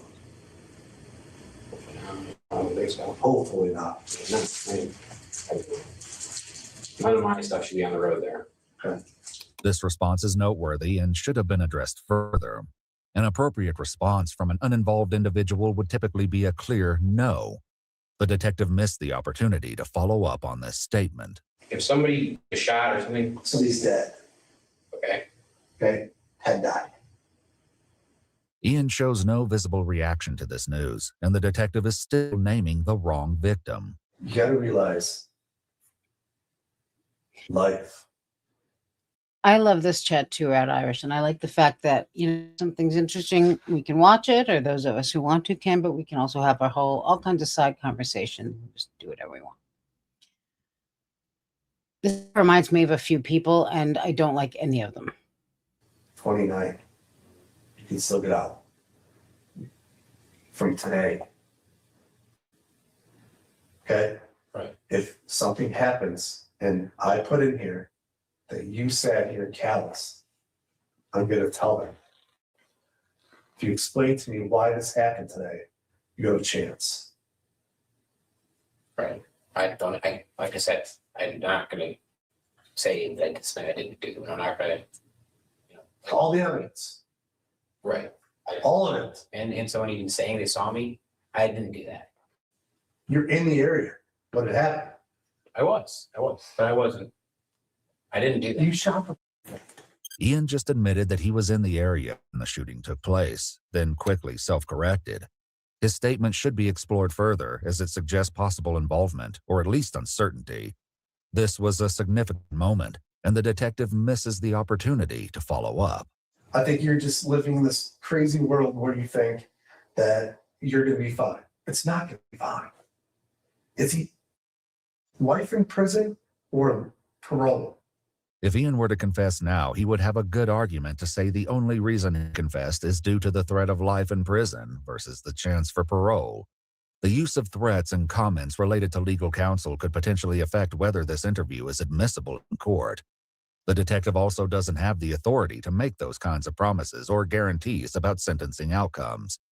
The interrogation is soon headed for a more heated confrontation. But for now, investigators with the Ohio Bureau of Criminal Investigation interrupt the interview to take swabs of Ian's hands. Fuck you on the Did steak. you wash your hands at all? On the potatoes. No. No. Okay. Were you handcuffed? Oh yeah, I did. I washed them. I was handcuffed and I washed them at McDonald's with some fast orange. So why would you buy that? Cause look at my hands, man. Have you been fingerprinted since you were here? No. No. Whether or not the cleaning solution successfully removed any gunshot residue remains to be seen. Before the interview continues, a conversation begins regarding evidence from the crime scene. Do we have any idea the number of shots fired? Looks to be 8. Has a weapon and ammunition been recovered? Yeah. There was a casing or a bullet that was recovered by the scene. But no weapon yet. The detective should not be answering these questions in front of Ian, who can clearly hear what is being discussed, and he now knows what the detective has for evidence. Disclosing this information could undermine their ability to employ strategic interviewing techniques, such as controlled disclosure or bluffing, and could allow Ian to challenge or manipulate the situation. As the interview continues, the detective offers Ian a way to save face. Maybe you had some type of psychotic episode. Maybe you had some type of out-of-body experience. But what happened today, you were at. Ian nods his head in agreement, but Detective Lucas doesn't seem to pick up on the gesture. And I'm just trying to figure out why you do such a thing. And to help you, when this goes to court, why that? Establishing motive is not a necessary element for the interview at this stage. While understanding the reasoning behind an incident is helpful, it's not essential to prove the case. The detective's approach would have been more effective if he'd framed it in a neutral information-gathering way, such as, help me understand how this incident occurred. I didn't shoot at my car today. If that happened near here, like you said, and it was my neighbor, and they identified me for some reason, that something else happened. someone else did that or something, and they're trying to frame me, or I have no idea. A good question for the detective to ask would be, who set you up and why? Instead, Detective Lucas takes a more direct approach. There's a dead guy. Right. There's a guy that is dead. Right. Dead. I was there. I saw him. He's like 2 gunshot wounds to the side of the head. Like, instantly dead. Yeah, there's a life ended and countless lives that are now affected by this. Like, he's like, I'm not lying to you. I would not lie about somebody being dead. And this guy is sure dead. Like, not even close to being alive. Using the victim's name throughout this interview could have made the situation more personal and real for Ian, potentially breaking down some of his emotional distance. Consistently referring to the victim by name is a simple but important technique that isn't being used. But I'm telling you, when I go look at that car tonight, when we're done here, I'm going to find a ton more evidence that puts you there. And if you don't tell us why it happened, and we go to court on this, I'm going to stand up there in that box, and I'm going to make sure you go to jail. Detective Lucas repeats the same statements without moving the conversation forward. As it stands, he's not maintaining control of the interview, and he himself is being manipulated by the suspect. As the interview goes on, the lieutenant interrupts to question Ian about his earlier claim that he's being framed. Who do you think setting you up? You think that her wife just set you up, set someone up to kill her husband and to frame you? That makes zero sense. Right. But so there's no setup here. Well, I mean, they don't. They're just accusing me, and they have like some fake evidence. But they really don't even know you. There is no fake evidence. There's a ton of real evidence. There's an eyewitness. There's cameras. But there's bullet. I don't have any beef with them. They don't. It doesn't matter if you're a beef or anything. I'm just trying to say, did you have something in your mind today that maybe thought that they did something to you, or No, definitely not. In the past, I thought that they were like getting me while I was speaking, and the FBI or something. It was an episode I had. It was like when I was doing too much stuff, and then it was like I realized that none of that was real. Ian has just implied the behavior that occurred in the past was when he was, quote, doing too much stuff, likely referring to drugs. The detective should follow up on this statement and reminded him that he used methamphetamine the day before, then develop a line of questioning around how that may have affected his actions or judgment. Building on this point could help create a theme that Ian was impaired, which might encourage him to open up further about what happened. And there's a victim that could have been killed. It could have been a double homicide. Identified you as the freaking shooter. I did not. Plus your car, an Audi TT, black in color with a convertible freaking top. Plus you got 1,000 guns in your back seat, and then I'm gonna go find one when we're done here with 8 bullets missing. And then I'm going to find gunshot residue on your freaking hand. But yeah, you did it. I didn't shoot the guy. I didn't shoot a car. They're false accusing. Nobody's false accusing you. There's not witness. I didn't shoot. You shot a gun. The evidence is going to be there, and I'm going to be there when you go on trial, and I'm going to say I sat in front of this and basically listened to him lie to my face, knowing that he shot a guy and killed him. You understand that? Me. I'm your lifeline, he's your lifeline. And that's it. If you don't understand that, I don't know what to tell you. Okay? Do you want to go to jail and sit with a bunch of murderers and I really don't. Well, guess what? If you don't tell us what the hell happened, that's where you're going. There's 1,000 pieces of evidence against you. 1,000. But why would I do that? Ian's question, why would I do that? I gotta Google Margot Robbie. Suggests he's looking for a reason he can use to save face, where an innocent person would simply say, I did not do it. The question presents an opportunity for the detective to introduce alternative explanations or themes. For example, he could suggest the possibility that the firearm discharged accidentally, or that Ian intended only to scare the victim rather than shoot him. Instead, Detective Lucas continues pressing for Ian to share his own motive. There's 1,000 pieces of evidence against you. 1,000. But why would I do that? I don't know. That's why I'm asking. That's why I'm trying to tell you. If you would explain to me why you did this, I could portray you as a normal human being. I am a normal human being. I know you are. So tell me why you did it. I didn't do it. There's no reason to. I just saw. I'm sorry. I know you did it. I'm just trying to figure out why it happened and make you seem human. And I know you're gonna keep shaking your head, I didn't do it. But one day, you're gonna come back and you're like, man, I wish I would have told that stupid I'm going to call it a tie. Irish. detective what happened. Detective Lucas again resorts to making threats and is noticeably becoming frustrated and angry. At this point, it would have been more appropriate for the detective to take a step back or even pause the interview. Hey, Gypsy. Like I said, I did shoot a gun recently, and I honestly stand right next to the car, you know. Only the that's a dude. You think that you were standing next to your car and firing a gun. You're full of. Yeah, I shouldn't be doing that. I shouldn't be shooting a gun in the garage. But You are full of absolute. you saw the garage, You're full. you would know. You're cooked. No, thanks. You're absolutely cooked. You're done. That's all I'm trying to tell you. You are cooked. Finito. Ian reiterates that he was just out for a cruise tonight, but when he shares new information, the confusion over the victim's identity gets in the way. When I was texting that Ashiana Ron, I did receive a call from Teddy Perez. Okay. After time. The thing I didn't see that. That's impossible. He was dead. So, well, he was dead. You guys are looking at So it just appeared on a phone call, appeared on your Facebook. Yes. So did your friend in heaven and calling you?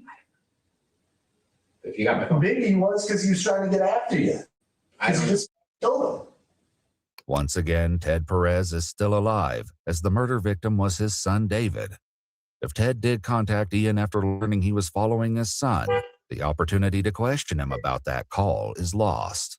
And I'm trying to help you not spend the rest of your days at 29 years old sitting rotting in a prison cell because I don't think you're a bad person. I think you made a bad mistake tonight, and that was it. That's it. I just don't want to see you rot in a cell. I don't think that's your type of person at all. That is it. Because I'm going to tell you right now, when I go to court, I'm going to bury you. This type of statement is not only inappropriate, but also counterproductive, as it increases resistance rather than encouraging cooperation. Inappropriate. A more flexible and controlled approach would likely have been far more effective at this stage of the interview. All right, why don't we just take a break? You go in the cell, you can do over this whole issue for a little bit. Cigarette? There's cigarettes. No, you can't have a cigarette. Okay. Allowing something small, like a cigarette break, could help ease tension and create a calmer atmosphere, which may make Ian more willing to talk. In this situation, there's little to lose, and it could improve the overall tone of the interaction.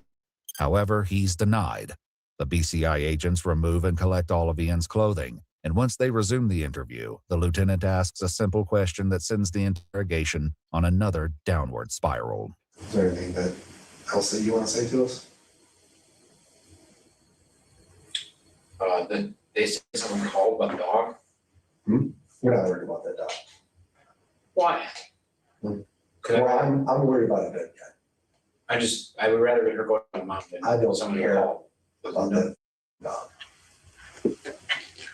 I don't. There's a guy that's dead. She's just right. There's someone that's dead. Right. And you're worried about your dog. Well, I don't want. Listen, have my dog.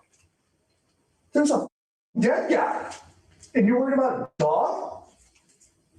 Somebody's dead, and you're worried about a goddamn dog. Unfortunately, police records make no mention of where Ian's dog, Sienna, was taken following his arrest. There's little effort to build rapport or show compassion towards Ian, and the detective's approach appears to rely heavily on confrontation. With a suspect like Ian, raising one's voice or making threats is not effective and works against the goal of getting useful information. Do you know how they brought that guy back? They actually loaded the truck that he's dead in, hunched over the steering wheel, on a flatbed truck down in the coroner's office. To process the vehicle. Okay? Would you want any of your family members being processed like that? No. Meanwhile, David's family struggles with the tragic aftermath of a situation that has been escalating for some time. It's like they kept almost pacifying us, where there's really not much we can do unless he actually hurts you or harasses you. And that wasn't happening, but we would hear him with beating on the walls of his house. Sometimes it would even shake our house because he was beating on the inside walls with sledgehammer and stuff. And he would take that sledgehammer back into his garage and then beat in his garage. I mean, people all over the lady across the street, my neighbors would hear all this. And that's why we were scared of him, because we kept saying, and then the police were there so many times too on a welfare check. His mother would send them over there to check on him and stuff. And we were thinking, when is this guy gonna really go off the deep end? And that's what we kept saying to each other, you know, and then look what happens. According to an autopsy report, 57-year-old David Perez ultimately died from 2 gunshot wounds to the left side of his head, as well as 2 to the left arm. Still, Ian refuses to confess that he was the one who pulled the trigger. I hope it burns you, because if you're not.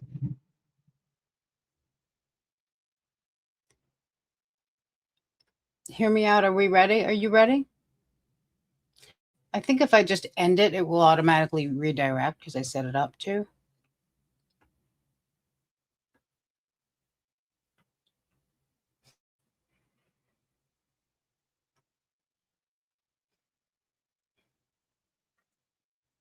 You can't trust someone who doesn't move their arms when they walk. Just saying, especially men.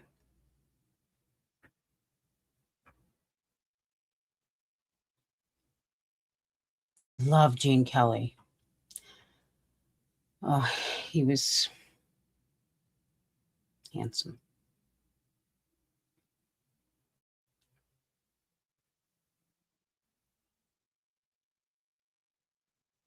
Okay, well, when does the 10 seconds start?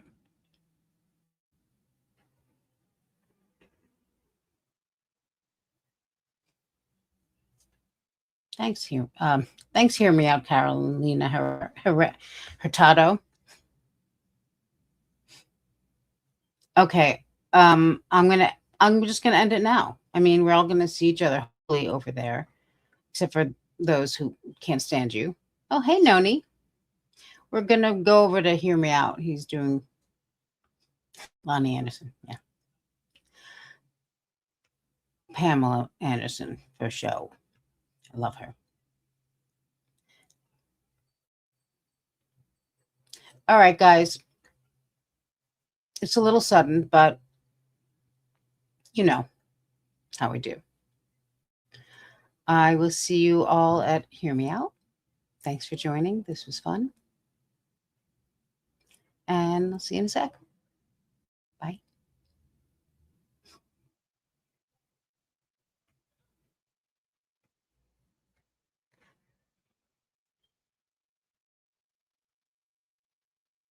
Fuck you on this